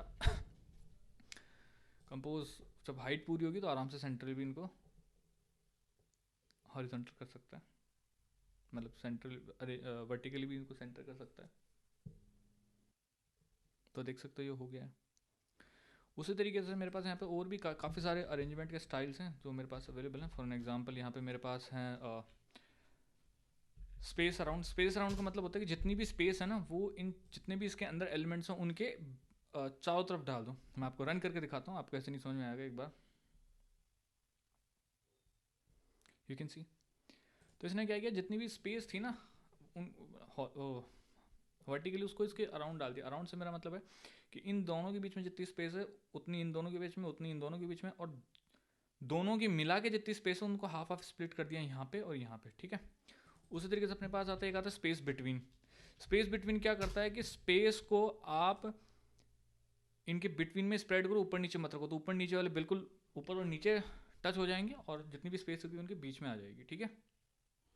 और उसी तरीके से अपने पास होता है कि स्पेस इवनली, जो ये बोलता है कि सब जगह स्पेस बराबर रखो, यहाँ पे ऊपर वाली स्पेस भी बराबर रखो, दो एलिमेंट्स के बीच की भी स्पेस बराबर रखो। तो अपन नेक्स्ट अपन देखते हैं, ठीक है। तो देख सकते हो स्पेस बिटवीन में इसने बिल्कुल ऊपर नीचे पूरा टच कर दिया। अब आप बोलोगे नीचे वाला नहीं दिख रहा, वो नीचे वाला इसलिए नहीं दिख रहा है क्योंकि वो नीचे टच हो गया है, नीचे मतलब इस अपनी जो ये गाइडेड बार होती है ना इसके नीचे चला गया। तो उसके लिए अपन क्या कर सकते हैं, इसको नीचे से पैडिंग दे सकते हैं। तो ये काम अपन कर सकते हैं। तो यहाँ पे यूज़ करेंगे पैडिंग बॉटम, और लेट्स सपोज मैंने दे दी 20 dp, तो मेरे को नीचे से 20 dp की पैडिंग मिल जाएगी। अब उसका जो मेरा एलिमेंट जो नीचे दब गया वो ऊपर आ जाएगा। डोंट वेरी, इसका सॉल्यूशन है कि ऐसा नहीं हो कि मेरे जो ऐप है वो यहीं से चालू हो, तो इसका सॉल्यूशन है अपने पास में, घबराने की ज़रूरत नहीं है, ठीक है। इसी तरीके से अपने पास एक मैंने बताया था आपको स्पेस इवनली। तो इवनली क्या करता है, सब जगह बराबर बराबर स्पेस रखो भाई, ऐसा ये डिस्क्रिमिनेशन नहीं चलेगा। देखो इसमें यहाँ पे बराबर स्पेस है, यहाँ पे बराबर स्पेस है, यहाँ पे बराबर स्पेस है, यहाँ पे भी, यहाँ पे बराबर स्पेस है। तो ये कुछ एट्रीब्यूट्स होते हैं। अब यहाँ पे एक और चीज़ आपको ध्यान देनी है, वो ये कि अगर मैं इसको रॉ कर दूँ तो चीज़ें बिल्कुल उल्टी हो जाएगी। उल्टी हो जाएगी से मेरा मतलब है स्पेस जो हॉरिजॉन्टल अलाइनमेंट था वो अब हॉरिजॉन्टल अरेंजमेंट हो जाएगा।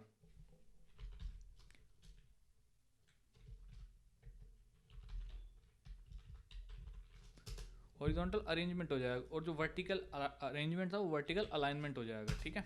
और जो मैंने अभी आपको एक रीज़न बताया था कि नहीं, आप जब मैंने आपको बताया था कि आप जब इसमें अलाइनमेंट में सिर्फ और सिर्फ वही यूज़ कर सकते हो जिसके आगे वर्टिकल नहीं लिखा हो, क्योंकि वो इसलिए था क्योंकि वो आप इसमें यूज़ कर सकते हो। तो ये थोड़ा सा यहाँ पे आपको ध्यान देना पड़ेगा, ठीक है। तो इसमें देखो अरेंजमेंट डॉट इवनली आ गया, ठीक है। और इसी तरीके से यहाँ पे अपने पास अलाइनमेंट डॉट जितने भी अलाइनमेंट में एट्रीब्यूट्स थे वो सारे आ चुके हैं। तो आप देख सकते हो यहाँ पे मैं जो यहाँ पे ये वर्टिकल वाले हैं वो भी यूज़ कर सकता हूँ। तो ये वर्टिकल वाले इसलिए अपन कॉलम के अंदर नहीं यूज़ कर सकते हैं, ठीक है।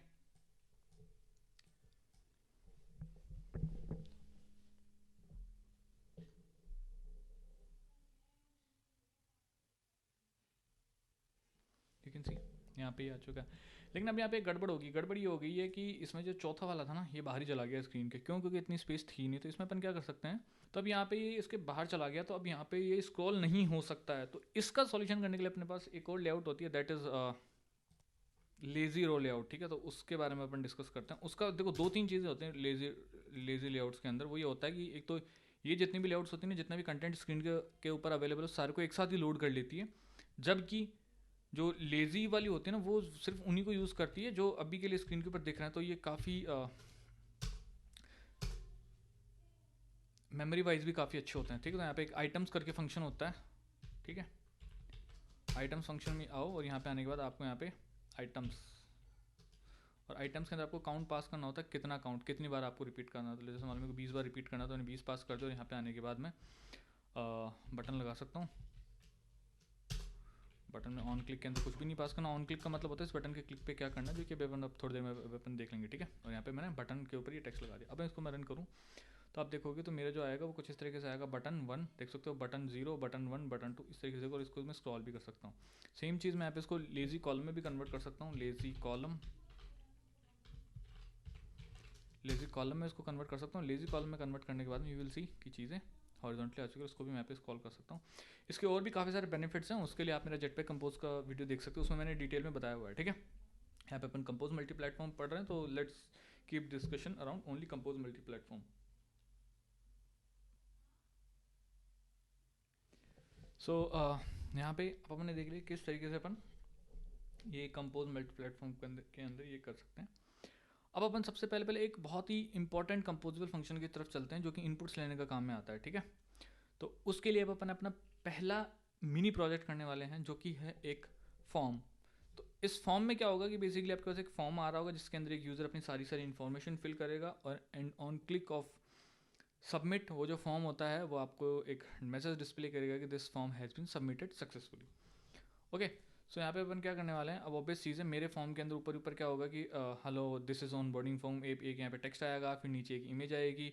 इमेज आने के बाद में इन्फॉर्मेशन आएगी। ठीक है, या स्कूल ऑन बोर्डिंग फॉर्म ले लो। ठीक है, एक normal school on boarding form है, तो स्कूल ऑन बोर्डिंग फॉर्म में यहाँ पे ऊपर स्कूल का नाम आएगा, देन वो अपनी बेबी वाली इमेज आ जाएगी, देन उसके नीचे बच्चे का नाम, 2-4 फील्ड्स आएंगी, एंड बच्चा 4 ईयर ओल्ड है कि नहीं उसके लिए एक चेक बॉक्स आ जाएगा, एंड उसके नीचे एक बटन आएगा ऑन बोर्डिंग। ठीक है, तो कुछ इस तरीके का अपना लेआउट होगा।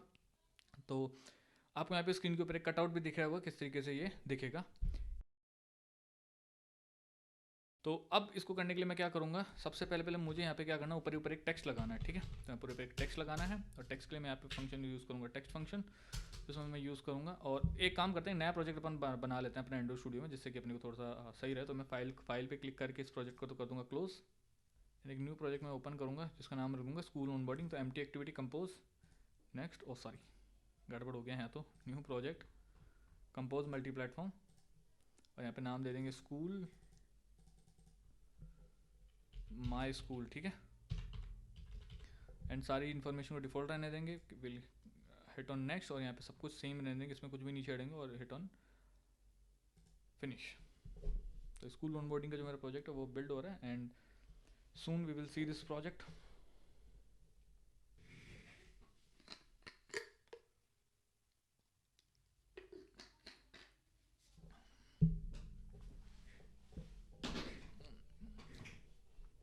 सो मेरा प्रोजेक्ट यहाँ पे बिल्ड हो चुका है। तो सबसे पहले मैं इसको एंड्रॉइड व्यू से मेरे प्रोजेक्ट व्यू के अंदर स्विच करूँगा, और यहाँ पे आऊँगा मैं मेरे कंपोज मेन के अंदर, कंपोज ऐप के अंदर, एसआरसी के अंदर, कॉमन मेन में केटोर के अंदर। एंड यहाँ पे आने के बाद में सबसे पहले जो मेरी ये इमेज है, इसका मैं कॉपी कर लूँ, क्योंकि यही इमेज मुझे यहाँ पे भी चाहिए रहेगी। तो यहाँ पे आने के बाद में इसको कंपोज रिसोर्सेज के अंदर, ड्रॉएबल के अंदर मैं कर दूँगा पेस्ट, एंड यहाँ पे इसका नाम दे देंगे बेबी। ठीक है, baby.png, और app.kt को ओपन कर लेंगे। और app.kt के अंदर अगर आप देखो, तो अब आपको यहाँ पे काफ़ी सारा कोड जो समझ में आ रहा होगा कि अच्छा ठीक है, यहाँ पे किया गया है कि एक वेरिएबल है जिसके बारे में अपन देखेंगे, तो मैं इसको हटा देता हूँ। ठीक है, और इसके अंदर जितना भी कोड है वो सारा मैं हटा देता हूँ। सिर्फ अपने को बेसिक एक लेआउट चाहिए रहेगी। क्यों चाहिए रहेगी? क्योंकि अपने को चीज़ें ऊपर से नीचे दिखानी है, तो उसमें कॉलम होना जरूरी है। तो इस कॉलम की अगर मैं बात करूँ, तो आपको दिख रहा होगा यहाँ पे एक कॉलम है जिसमें एक बैकग्राउंड कलर सेट किया हुआ है, जो कि थीम से आ रहा है। Don't worry about this one. यहाँ पे एक और मॉडिफायर लगा, that is safe content padding. इसका मतलब होता है जो ऊपर नीचे अपने पास अभी स्पेस कंज्यूम हो रही थी ना फ़ोन के अंदर जब अपन यूज़ कर रहे थे, तो ऊपर नीचे चले जा रहे थे यहाँ पे कैमरा कटआउट के नीचे चले जा रहा था आइटम, तो उसके लिए यूज़ करते हैं सेफ कंटेंट पैडिंग, जिससे क्या होता है कि स्क्रीन इसके नीचे से चालू होती है, फिर उसके बाद film x size. Film x size ये बोलता है कि स्क्रीन की जितनी भी साइज़ है वो सारी सारी आप कैप्चर कर लो, एंड उसके बाद आता है हॉरिजॉन्टल अलाइनमेंट, सेंटर हॉरिजॉन्टल, मतलब चीज़ों को सेंट्रली हॉरिजॉन्टल रखो। अब इस कॉलम के अंदर अपन एक एक चीज़ आके ऐड करना शुरू करते हैं। सबसे पहले एक टेक्स्ट कंपोजिबल अपन आएगा, जिसके अंदर अपन एक टेक्स्ट फंक्शन लगाएंगे और इसमें लगेंगे वेलकम टू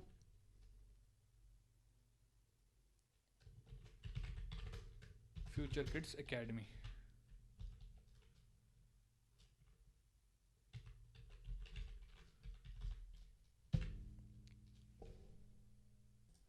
एंड ये मेरा टेक्स्ट हो गया, ठीक है। I run this one and you will see how it looks.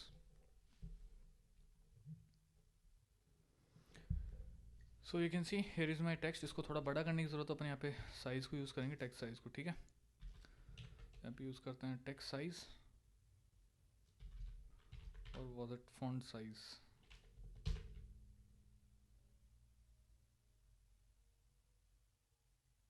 It's font size, so let's use this font size। यहाँ पे कॉमा लगेगा ताकि ये मेरे को वार्निंग नहीं दे, ठीक है। फॉन्ट साइज लेट्स सपोज मैं देता हूँ 28.sp। तो ये मेरी फॉन्ट साइज़ हो चुकी है। sp को मेरे को इंपोर्ट करना पड़ेगा, जो कि मैंने कर लिया है, ठीक है। उसके नीचे मेरी एक आएगी इमेज, तो मैं यहाँ पे इमेज को यूज़ करता हूँ, और इमेज के अंदर मेरी कौन सी इमेज आएगी, जो कि मेरे पास पड़ी है, ठीक है। तो यहाँ पे मेरे पास जो इमेज है वो है ड्रॉएबल के अंदर, और इमेज का नाम है मेरे पास बेबी। तो ये मेरी इमेज हो चुकी है। तो अब अगर मैं आपको दिखाऊं कि मेरी ऐप कैसी दिख रही है, सो जस्ट अ सेकेंड।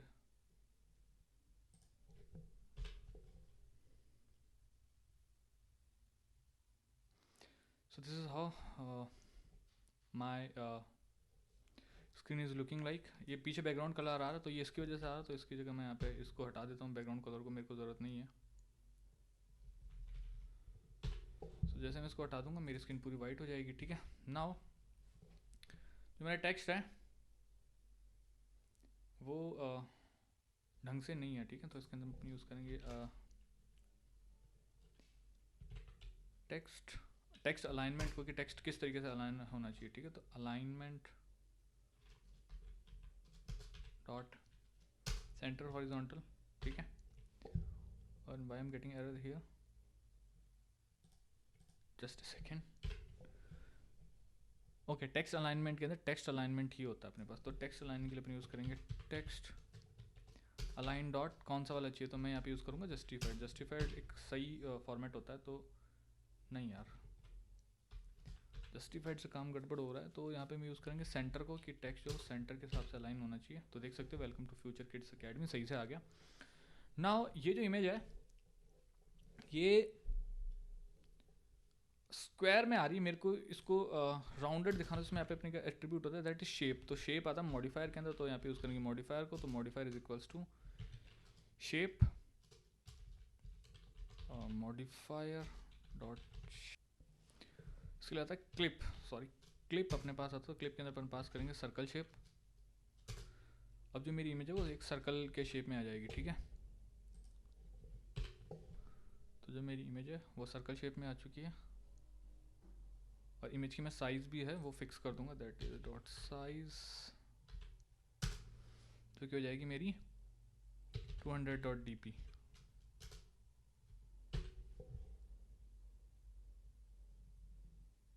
ठीक है। और इस इमेज में एक और इशू है कि ये इमेज ना ऊपर नीचे से कट रही है। तो इसके लिए अपन यूज़ करते हैं कंटेंट स्केल। तो कंटेंट स्केल में आएंगे, और यहाँ पे आने के बाद Ctrl+P प्रेस करके देखेंगे कंटेंट टाइप में अपन क्या पास करते हैं। तो हाँ, कंटेंट स्केल डॉट, यहाँ पे अपने पास एक आता है दैट इज़ क्रॉप। तो क्रॉप क्या करता है कि इमेज को थोड़ा बड़ा करके इसमें फिट कर देगा, ठीक है। तो this is now our image. अब यहाँ पे एक आ जाएगा नेम, सरनेम, और दो बॉक्सेस अपने को चाहिए, एक चाहिए नेम और एक चाहिए सरनेम के लिए, ठीक है। और उसके नीचे बंदा जो है 4 ईयर प्लस है कि नहीं, उसके नीचे बटन। तो ये अपना एक बेसिक यूआई हो जाएगा, ठीक है। तो क्या करेंगे अपन यहाँ पे, जब भी आपको इस तरीके से टेक्स्ट लेना होता है अपन यहाँ पे अपने पास एक कंपोजिबल होता है दैट इज टेक्स्ट फील्ड। क्या होता है टेक्स्ट फील्ड, अब टेक्स्ट फील्ड कई तरीके के होते हैं, मैं आपको साफ साफ बता देता हूँ। अगर आप सोचो कि यार मेरे पास टेक्स्ट फील्ड जो एक ही टाइप का होता है, कई तरह के एक टेक्स्ट फील्ड होता है, एक बेसिक टेक्स्ट फील्ड, तो बहुत दुनिया भर के होते हैं। एक आउटलाइन टेक्स्ट फील्ड काफ़ी सारे होते हैं, ठीक है। बेसिक टेक्स्ट फील्ड देख लो आप, बतेरे होते हैं भाई। देखो तो मैं यूज़ करूँगा यहाँ पे टेक्स्ट फील्ड को, और टेक्स्ट फील्ड के बाद में एक आउटलाइन टेक्स्ट फील्ड और आपको यूज़ करके बताऊँगा, क्योंकि दोनों का जो यूज़ है वो ऑलमोस्ट सिंपल सा है। अब यहाँ पे 2-3 चीज़ों के लिए बोल रहा है, तो एक काम करते हैं, इनको ऐसे कैसे रहने देते हैं, इन दोनों को, ठीक है। इसको, ये मेरा नेम के लिए होएगा और ये मेरा सर नेम के लिए होएगा, ठीक है। तो text field,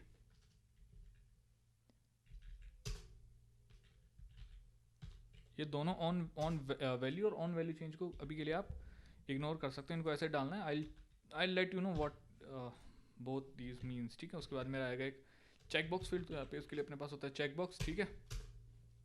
same check box के अंदर भी यहाँ पे चेक बॉक्स आ जाएगा, और बटन के अंदर ऑन क्लिक इस तरीके से आ जाएगा, और इसके आगे एक अपने राउंड बेसिस और लगा देना है। नाउ इस यूआई को मैं रन करता हूँ, तो जो यूआई है मेरे फ़ोन में कुछ इस तरीके की दिख रही है, ठीक है। ये यहाँ पे मेरा टेक्स्ट फील्ड आ गया पहले वाला, जिसके अंदर मैं कुछ भी टाइप नहीं कर पा रहा हूँ। अगर मैं चाहूँ टाइप करना तो कुछ भी टाइप नहीं कर पा रहा हूँ, और ना इस बटन के ऊपर को। तो बटन के ऊपर सबसे पहले चलो अपन नाम दे देते हैं लॉगिन, ठीक है। बटन का तो सबसे पहले ये कंप्लीट करते हैं। तो बटन के लिए सबसे पहले इसमें टेक्स्ट देंगे एक, और टेक्स्ट में देंगे अपन कि आप ऐसे कैसे क्या कर सकते हो, साइन अप कर सकते हो, ठीक है। ओके, सो बटन में साइन अप आ गया। नाउ अब ये चेक बॉक्स है ना, इस चेक बॉक्स के अंदर अगर आप आके देखो, इस चेक बॉक्स में, सॉरी, इस चेक बॉक्स में अगर आप आओ, तो इस चेक बॉक्स के अंदर आप आके देखो, तो ये चेक है कि नहीं है, मतलब इसमें चेकड आपने कर रखा है कि नहीं कर रखा, वो आ जाएगा, सही है। और नॉन चेकड कर रखा है, वो आ जाएगा नहीं। इसमें कहीं पे टेक्स्ट लिखने का कोई भी कॉन्सेप्ट नहीं है, इसमें आगे, इसके आगे मैं टेक्स्ट लिख सकूँ। इसमें अगर मैं इस तरीके से ब्रैकेट लगाऊंगा तो वो भी काम नहीं करेगा, ठीक है। तो क्या कर सकते हैं यहाँ पे मेरे को क्या करना है, ये चेक बॉक्स आएगा, उस चेक बॉक्स के आगे मेरा टेक्स्ट लिखा हुआ आएगा। तो उसके लिए अपन क्या करेंगे, यहाँ पे आप ध्यान से अपन देखें, तो मैं अगर एक रो लगा दूँ इस चेक बॉक्स की जगह, ध्यान से देखिएगा, अगर इस चेक बॉक्स की जगह मैं एक रो लगा दूँ, उस रो के अंदर सबसे पहले चेक बॉक्स डालूँ, और उस चेक बॉक्स के आगे अगर मैं एक टेक्स्ट लगा दूँ, और इस टेक्स्ट के अंदर मैं लिख दूँ कि यस आई एग्री, ठीक है, या कुछ भी लिख सकते हो। तो मैं यहाँ पे लिख देता हूँ यस आई एग्री, या ये जो टेक्स्ट लिखा रहा है, नहीं ईमेल तो है ही नहीं ना, तो यस आई एग्री, तो ये मेरा टेक्स्ट है। तो अब देखोगे तो मेरा जो टेक्स्ट है वो लिख के आ जाएगा, ठीक है। देख सकते हैं यहाँ पे ये मेरा टेक्स्ट है वो आ चुका है। अब इसका ये जो इशू है, इसको सॉल्व करने के लिए अपन क्या कर सकते हैं, जो ऊपर नीचे हो रहा है इसके लिए अपन वर्टिकल को सेंटर कर देता हूँ। तो ये जो इशू है ना अपना, ये भी फिक्स हो जाएगा कि दोनों जो ऊपर नीचे आ रही है वो ऊपर नीचे नहीं आके एकदम लाइन में आ जाएंगी, ठीक है। अब थोड़ा ध्यान से देखो, हर एक चीज़ ना बड़ी एक दूसरे में पास पास, इनमें बीच में स्पेस नहीं है। तो अगर स्पेस डालना है हर एक इंडिविजुअल आइटम के अंदर, तो क्या कर सकते हैं, एक तो अपने पास है कि मैं यहाँ पे आके क्या कर दूँ, वर्टिकली अरेंज कर दूँ इनको सेंटर की जगह, स्पेस अराउंड, ठीक है। तो स्पेस अराउंड में कर दूंगा तो सबके चारों तरफ स्पेस स्पेस आ जाएगा, but this is too much. अगर मैं स्पेस इवनली भी कर दूं, then still it's too much. तो उस केस में अपन क्या कर सकते हैं, उस केस में अपने पास एक अलग से भी ऑप्शन आता है, दैट इज स्पेसर का। मैं चाहता हूँ कि ये जो मेरा ऊपर वाला टेक्स्ट है ये कुछ 20 dp के ऊपर से स्पेस ले, तो मैं बीच में एक अलग से कंपोजेबल आता है, दैट इज स्पेसर। तो उसका काम ही होता है स्पेस डालने के लिए। तो स्पेस में आता हूँ, इसमें मॉडिफायर में अपन पास कर सकते हैं कितनी स्पेस डालनी, तो यहाँ पे डाल देते हैं मॉडिफायर। और हाइट वाइज स्पेस डालनी, तो हाइट वाइज 20.dp मैंने स्पेस डाल दी, ठीक है। तो 20 dp की स्पेस ले लेगा, और अगर इसको अगर मैं रन करूँ तो आप देखोगे कि जो मेरा टेक्स्ट है वो ऊपर से 20 dp के स्पेस पे आएगा। अब मैं क्या चाहता हूँ, इसको कॉपी कर लेता हूँ, और इस इमेज और इस टेक्स्ट के बीच में भी मेरे को स्पेस चाहिए, तो मैंने यहाँ पे डाल दिया। इस इमेज के बाद इस टेक्स्ट फील्ड के बीच में भी स्पेस चाहिए, यहाँ पे डाल दिया। इन दोनों टेक्स्ट फील्ड के बीच में भी चाहिए, यहाँ पे भी डाल दिया। और इस टेक्स्ट फील्ड और ये जो रो है जिसके अंदर चेक बॉक्स और ये टेक्स्ट आ रहा है, यहाँ पे भी चाहिए तो मैंने यहाँ पे भी डाल दिया। और बटन से भी चाहिए तो मैंने बटन पे भी डाल दिया ये स्पेस, ठीक। Let me run this. तो सबके बीच में आप देखो तो स्पेस मेरा आ चुका है।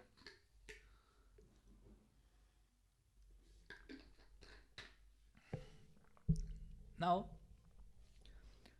अब यहाँ पे टेक्स्ट को लिखने का काम अपन शुरू करते हैं। तो देखो सबसे इंपॉर्टेंट चीज़, किसी भी टेक्स्ट के अंदर टेक्स्ट वो दिखता है, ध्यान सुनिए, किसी भी टेक्स्ट के अंदर टेक्स्ट वो दिखता है जो इस टेक्स्ट के बीच में लिखा हुआ हो। तो इस टेक्स्ट के बीच में जैसे मान लो मैंने अगर विशाल लिख दिया, तो यहाँ पे विशाल लिखा हुआ दिखेगा मुझे, ठीक है। तो एक चीज़ तो मुझे समझ में आ चुकी है, मुझे कोई वेरिएबल बनाना पड़ेगा, वो क्या करेगा, इस टेक्स्ट में क्या दिखेगा वो यहाँ पे होल्ड करेगा, सही है। Second cheese, on value change में क्या होता है, जब भी इसमें मैं कुछ भी टाइप करता हूँ ना, तो ये ऑन वैल्यू चेंज का जो मेरा लैम्डा है वो ट्रिगर होता है, और उसके अंदर जो भी मैंने नया टेक्स्ट टाइप कर रहा होता हूँ वो आ जाता है। तो यहाँ पे क्या करते हैं, यहाँ पे आने के बाद एक वेरिएबल बना लेते हैं, ठीक है, जो कि अपना हो जाएगा where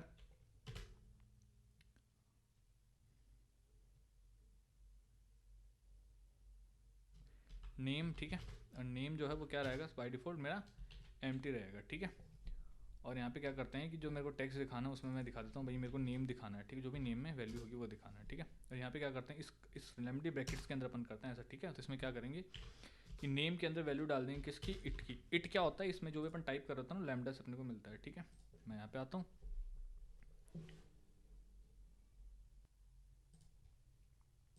और मैं आगे यहाँ पे कुछ भी टाइप करूँ तो आप देखो यार विशाल यहाँ पर अभी भी टाइप नहीं है, वो क्यों टाइप नहीं हुआ ध्यान से सुनिएगा।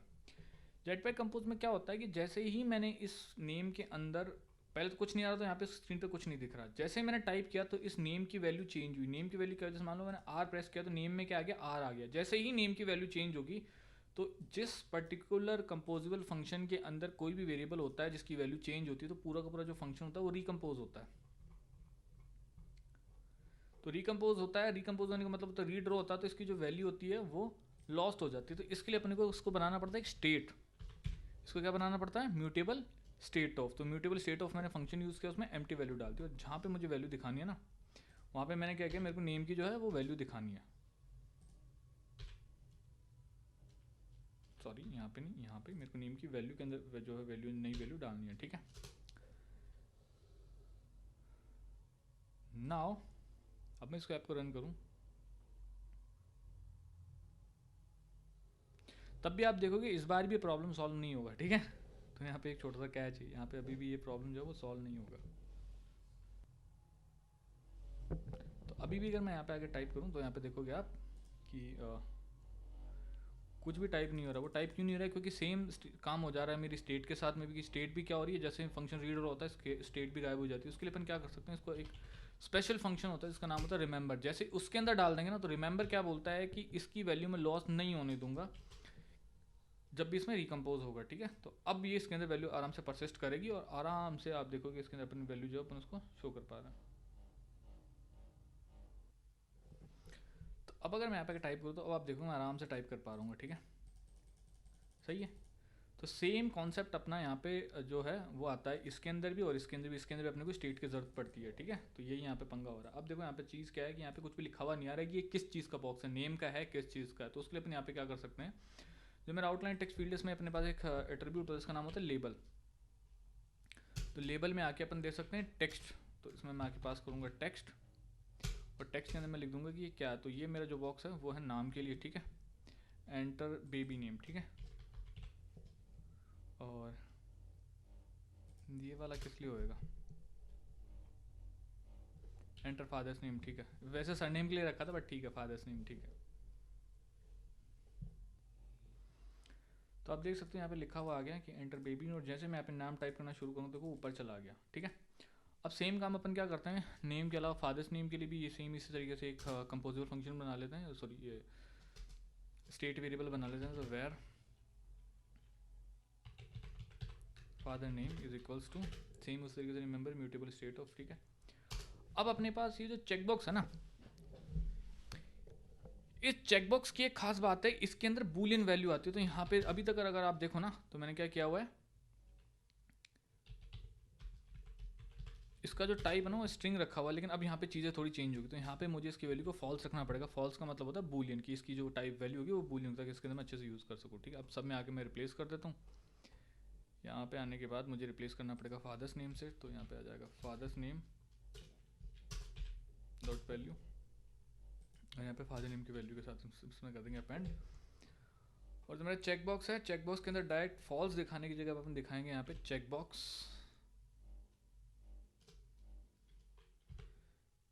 क्या नाम था वेरिएबल का नाम भूल गया मैं, क्या था, agree, okay, agree dot value. और यहाँ पे ऑन चेक चेंज का मतलब जैसे चेक की वैल्यू चेंज होगी तब तो उसमें नई वाली वैल्यू डाल देंगे। तो अब अगर इसमें ऐप को रन करो तो आप देखोगे अब इसके अंदर सारे के सारे जो चेंजेस है वो हो चुके होंगे।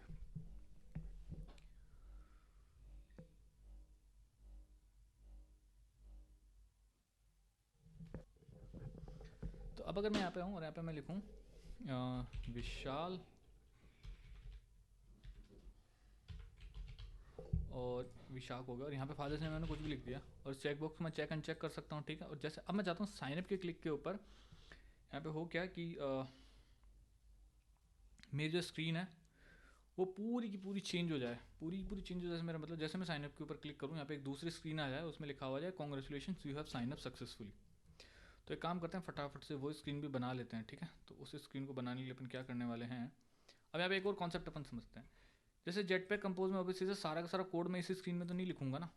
जो मेरी अभी की जो स्क्रीन है उसमें मैं सारा का सारा कोड क्या करूँ, मेन फंक्शन इसके अंदर लिखे जा रहा हूँ। तो अपन ऐसा नहीं करते हैं रियल वर्ल्ड के अंदर, सारा का सारा कोड एक फाइल में नहीं लिखते हैं, तो अपन अलग अलग फाइल्स में लिखते हैं। तो उसके लिए अपन क्या करेंगे, यहाँ पे एक अलग से फाइल बनाएंगे जिसके अंदर जाके इस कोटलिन स्लैश फाइल बनाएंगे, उसको नाम दे देंगे जैसे मान लो ऑनबोर्डिंग स्क्रीन, ऑनबोर्डिंग स्क्रीन, और एक कस्टम कंपोजेबल फंक्शन बनाएंगे। तो कस्टम कंपोजेबल फंक्शन बनाने के लिए अपन क्या करते हैं, अपन यहाँ पे फंक्शन लिखते हैं, फंक्शन और कैपिटल में लिखते हैं, ध्यान रखिएगा कंपोजेबल फंक्शन का नाम कैपिटल में आता है, ठीक है। ऑनबोर्डिंग स्क्रीन और राउंड ब्रेसेस के बाद में इस तरीके से स्कोप लगाते हैं, और यहाँ पे ऊपर एक एनोटेशन लगाते हैं @composable फंक्शन। क्या लगाते हैं, @composable। तो जैसे @composable बनाया, इसको इंपोर्ट किया, तो ये जो फंक्शन है वो एक यूआई फंक्शन बन चुका है जेटपैक कंपोज के अंदर, जिसको मैं एज एन यूआई दिखा सकता हूँ। अब मैं क्या करूँगा, जितना भी ये जो कंपोज का कोड था ना, ये जितना भी था इस कॉलम के अंदर का, वो सारा का सारा मैं कट करके उस स्क्रीन में मेरी डाल दूंगा, ठीक है। तो ऐसे मैंने इसको कट किया और इस स्क्रीन के अंदर मैं पेस्ट कर दूंगा। सेम जो मेरे वेरिएबल्स थे जो मुझे चाहिए थे ये, वो भी मैं कट करके क्या करूँगा, यहाँ पे इस स्क्रीन में डाल दूंगा, ताकि जो मेरे वेरिएबल्स है वो भी यहाँ पे आ जाए। और अब क्या करूँगा मैं, सिंपल सा इस यहाँ पे जो मेरी ऑनबोर्डिंग स्क्रीन उसको कॉल कर दूँगा। तो ऑनबोर्डिंग स्क्रीन को मैंने कॉल कर दिया। जैसे मैंने ऑनबोर्डिंग स्क्रीन को कॉल किया तो मेरी जो स्क्रीन है वो एज इट इज़ ऐसे कैसे आ जाएगी जैसे अभी पहले दिख रही थी, ठीक है।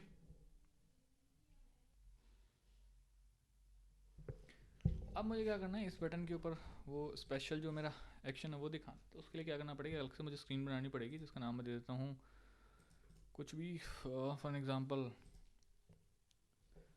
Final screen. और फाइनल स्क्रीन में मेरा सेम उस तरीके से कंपोजेबल फंक्शन रहेगा। तो कंपोजेबल फंक्शन को शॉर्ट में क्रिएट करने का एक तरीका होता है, आप लिखो COMP। आई डोंट नो अब क्यों नहीं काम करता ये, ओके पूरा ही लिखना पड़ेगा, @composable। नहीं, पहले एंड्रॉइड वर्जन में ना ऑटोमेटिकली लिख जाता था, ठीक है। फंक्शन फाइनल स्क्रीन, और इस फाइनल स्क्रीन में अपन क्या करेंगे कि दिखाएंगे मेरा जो भी टेक्स्ट है वो, ठीक है। तो अब यहाँ पे एक चीज़, अगर आप चाहो तो यहाँ पे क्या कर सकते हो, साथ साथ इसको देख भी सकते हो कैसे दिखेगी। इसलिए अपने को यहाँ पे एक एनोटेशन ऐड करनी पड़ेगी, दैट इज @preview। तो प्रीव्यू से क्या होता है, साथ साथ यहाँ पे आपको दिख भी रहा होता है क्या बनेगा। जरूर नहीं है हर बार इम्यूलेटर के ऊपर रन करके देखो अपनी ऐप को। यहाँ पे आने के बाद फाइनल स्क्रीन में क्या करेंगे, जिस तरीके से अपने पास रो और कॉलम है उसी तरीके से अपने पास एक और लेआउट होती है, दैट इज बॉक्स लेआउट, ठीक है। तो वो भी काफ़ी अच्छी लेआउट होती है, you can use that as well. तो बॉक्स लेआउट में अपने पास काफ़ी सारी प्रॉपर्टीज़ होती है, तो मैं यहाँ पे बॉक्स लेआउट को यूज़ करूँगा। सो बॉक्स लेआउट के अंदर अपन पास कर सकते हैं एक special, that is content alignment. तो कंटेंट अलाइनमेंट का ऑप्शन अपने को यहाँ पे मिलता है कि आप कंटेंट की भी अलाइनमेंट सेट कर सकते हो, ठीक है। तो कंटेंट अलाइनमेंट में कर दूंगा सेंटर, ठीक है।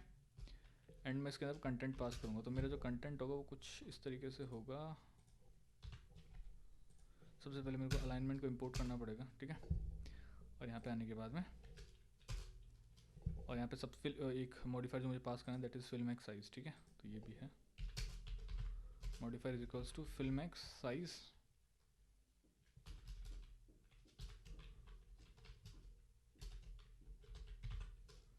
Modifier dot fill max size. और यहाँ पे आने के बाद में एक इमेज यूज़ करूँगा और इमेज के अंदर वेक्टर वाली इमेज दिखाऊंगा, ठीक है। तो वेक्टर वाली इमेज दिखाने के लिए इमेज वेक्टर, और मुझे एक्सटेंडेड आइकन की डिपेंडेंसी चाहिए, तो मैं यहाँ पे गूगल पे आऊँगा और गूगल पे आने के बाद ये रिव्यू डिपेंडेंसी मुझे मिल चुकी है, ठीक है। मैंने बेसिकली पहले गूगल सर्च किया था ना, तब की मेरे पास है। तो मैं आऊँगा एंड्रॉइड स्टूडियो में, यहाँ पे आऊँगा बिल्ड डॉट ग्रेडल KTS,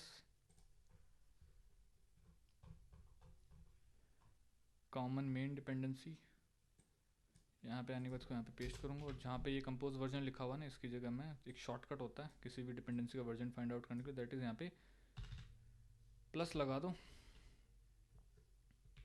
वो dependency Android studio automatically find कर लेगा उसका लेटेस्ट वर्जन। और नई अगर नई भी कुछ वर्जन आपको नहीं करना तो आप सिंपल ऐसे लिख के कर सकते हो, Android studio will automatic figure out this one, ठीक है। यहाँ पे आता हूँ, यहाँ पे आने के बाद फाइनल स्क्रीन के अंदर मैं यूज़ करूँगा मेरा आइकन्स, और आइकन्स के अंदर कुछ भी विक्ट्री समथिंग कुछ भी मैं एक आइकन यूज़ कर लूँगा जिससे मैं यहाँ पे दिखा सकूँ, ठीक है। तो आप यूज़ कर सकते हैं आइकन्स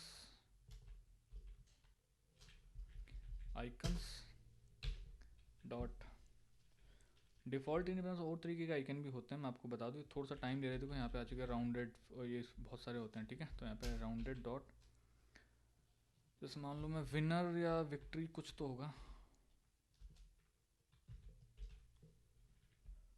बहुत सारे अपने पास आइकन होते हैं, दुनिया भर के आइकन्स के ऑप्शंस अवेलेबल हैं यहाँ पे अपने पास। देखो ये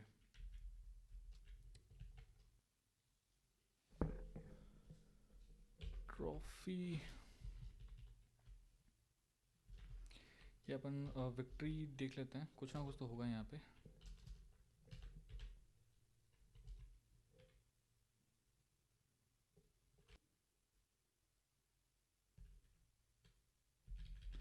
तो यहाँ पे ये एयरपोर्ट शटल का आइकन यूज़ कर रहा हूँ, ठीक है। तो मुझे आइकन ढंग का मिला नहीं, इसके लिए मैं यहाँ पे ये यूज़ कर रहा हूँ, ठीक है। कंटेंट डिस्क्रिप्शन मेरा नल हो जाएगा, ठीक है। एंड यहाँ पे ठीक है, इतनी ही चीज़ें मैं इसमें पास करना चाहूँगा। इसमें हाँ थोड़ी साइज़ अगर मैं पास कर दूँ इसकी, तो वो आई थिंक ज़्यादा बेटर रहेगा। तो मॉडिफायर डॉट साइज़, और जैसे मालूम इसमें 400 dp पास कर देता हूँ, ठीक है। dp को यहाँ पे इंपोर्ट करना पड़ेगा। और अब यहाँ पे अगर मैं आऊँ तो यहाँ पे सीन क्या बनेगा, अगर मैं इस इमेज को देखूँ यहाँ पे इस कोड को, तो मेरा कोड का प्रीव्यू कुछ ये बनेगा। Just give me a second, it's rendering, but ये तो कुछ लगा नहीं यार भाई, इमेज उस तरीके जिस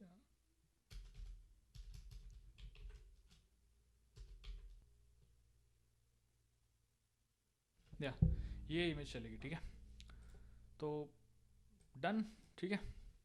and now on click of this button मुझे चाहिए कुछ ऐसा कि वो मेरी दूसरी स्क्रीन आ जाए। तो उसके लिए क्या कर सकते हैं, यहाँ पे ये जो ऑन क्लिक है ना, इसके अंदर अपने को कुछ करना पड़ेगा। तो ऑन क्लिक में कुछ करने के लिए 2-3 तरीके हैं। एक तो ये है कि जैसे इसके ऊपर क्लिक हो मेरी दूसरी स्क्रीन, उसके लिए मेरे को क्या करना पड़ेगा, कुछ एक वेरिएबल रखना पड़ेगा यहाँ पे, जो कि ये बताएगा कौन सी स्क्रीन दिखानी है, ठीक है। विनर स्क्रीन है कि नहीं, तो यहाँ पे काम करते वेरिएबल बना लेते हैं, इज शो फाइनल स्क्रीन, ठीक है। और फाइनल स्क्रीन को अपन किस में रैप करेंगे, remember mutable state of false के अंदर, ठीक है। तो म्यूटेबल स्टेट ऑफ फॉल्स के अंदर पहले मेरे को नहीं दिखानी है, ठीक है। उसके बाद क्या करेंगे, इसको इसके अंदर पास कर देंगे, ठीक है, इस ऑन बोर्डिंग स्क्रीन के अंदर। और यहाँ पे इसको इसके पैरामीटर में ऐड कर देंगे, क्योंकि मेरे को यहाँ पे इसकी वैल्यू चाहिए इसलिए। और यहाँ पे आने के बाद देख सकते हैं यहाँ पे ये मेरे पास वैल्यू जो है वो आ रही है। और मैं क्या करूँगा, इसमें इस बटन के क्लिक के ऊपर जो मेरा ऑन बोर्डिंग क्या नाम है वेरिएबल का, हाँ इस शो फाइनल स्क्रीन के अंदर मैं ट्रू भेज दूंगा कि हाँ ठीक है, आप इसके अंदर ट्रू सेट कर दो कि हाँ अभी ये इमेज मेरी दिखाओ आप, ठीक है। डॉट वैल्यू, इसकी वैल्यू के अंदर अपडेट करना, डॉट वैल्यू। जैसे इसकी वैल्यू में अपडेट करेंगे तो इसकी वैल्यू ट्रू हो जाएगी। और यहाँ पे अपने कंडीशन लगा देंगे छोटी सी, इफ़ इसकी वैल्यू अगर ट्रू है तो मैं क्या करूँगा, मेरी फाइनल स्क्रीन दिखाऊंगा, ठीक है। तो फाइनल कैपिटल में आएगा, फाइनल स्क्रीन, एल्स के केस में मेरी ये वाली स्क्रीन दिखेगी। तो अब अगर इस ऐप को मैं रन करूँ तो मेरे पास क्या होगा, बाय डिफ़ॉल्ट मेरी स्क्रीन आएगी नॉर्मल वाली, और जैसे उसके ऊपर मैं क्लिक करूँगा उसके बाद मेरी दूसरी स्क्रीन जो वो दिखेगी।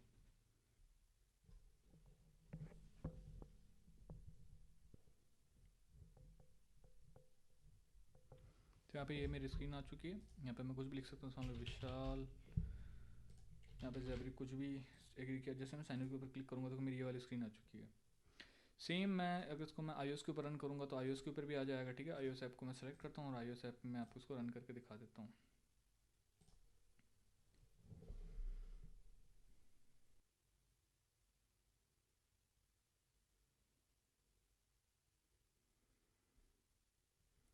सो iOS में रन होने के लिए थोड़ा सा टाइम लगेगा, तो मैं वेट करता हूँ।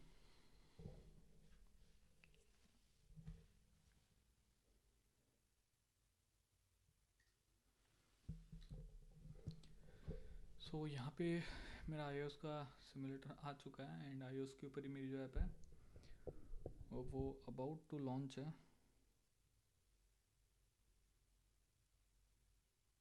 And here you can see it's coming up. And here अगर मैं यहाँ पे भी सेम मैं कुछ भी वैल्यू डाल सकता हूँ जो भी मेरे को डालनी है एंड उसी तरीके से काम कर सकता हूँ, ठीक है। तो मैंने कुछ भी नाम यहाँ पे डाल दिया, ठीक है। I can type here as well, yes I agree, and on click of sign up you can see this image here. So this is how we can run the same application in iOS as well. So this was an pretty small crash course for you for the Compose multi-platform. अगर आप और भी इसी तरीके की अच्छी videos देखना चाहते हो इस चैनल को सब्सक्राइब कर सकते हो। इस वीडियो में कुछ भी नहीं समझ में आया तो आप नीचे कमेंट कर सकते हो, और अगर और भी आप फ्यूचर में और भी अच्छे अगर ट्यूटोरियल देखना चाहते हो कंपोज मल्टी प्लेटफॉर्म के ऊपर या फिर एंड्रॉइड स्पेसिफिक, तो आप इस चैनल के ऊपर मुझे बता सकते हो आप क्या देखना चाहते हो। सो मिलते हैं इससे नेक्स्ट वीडियो में। Till then take care, bye bye.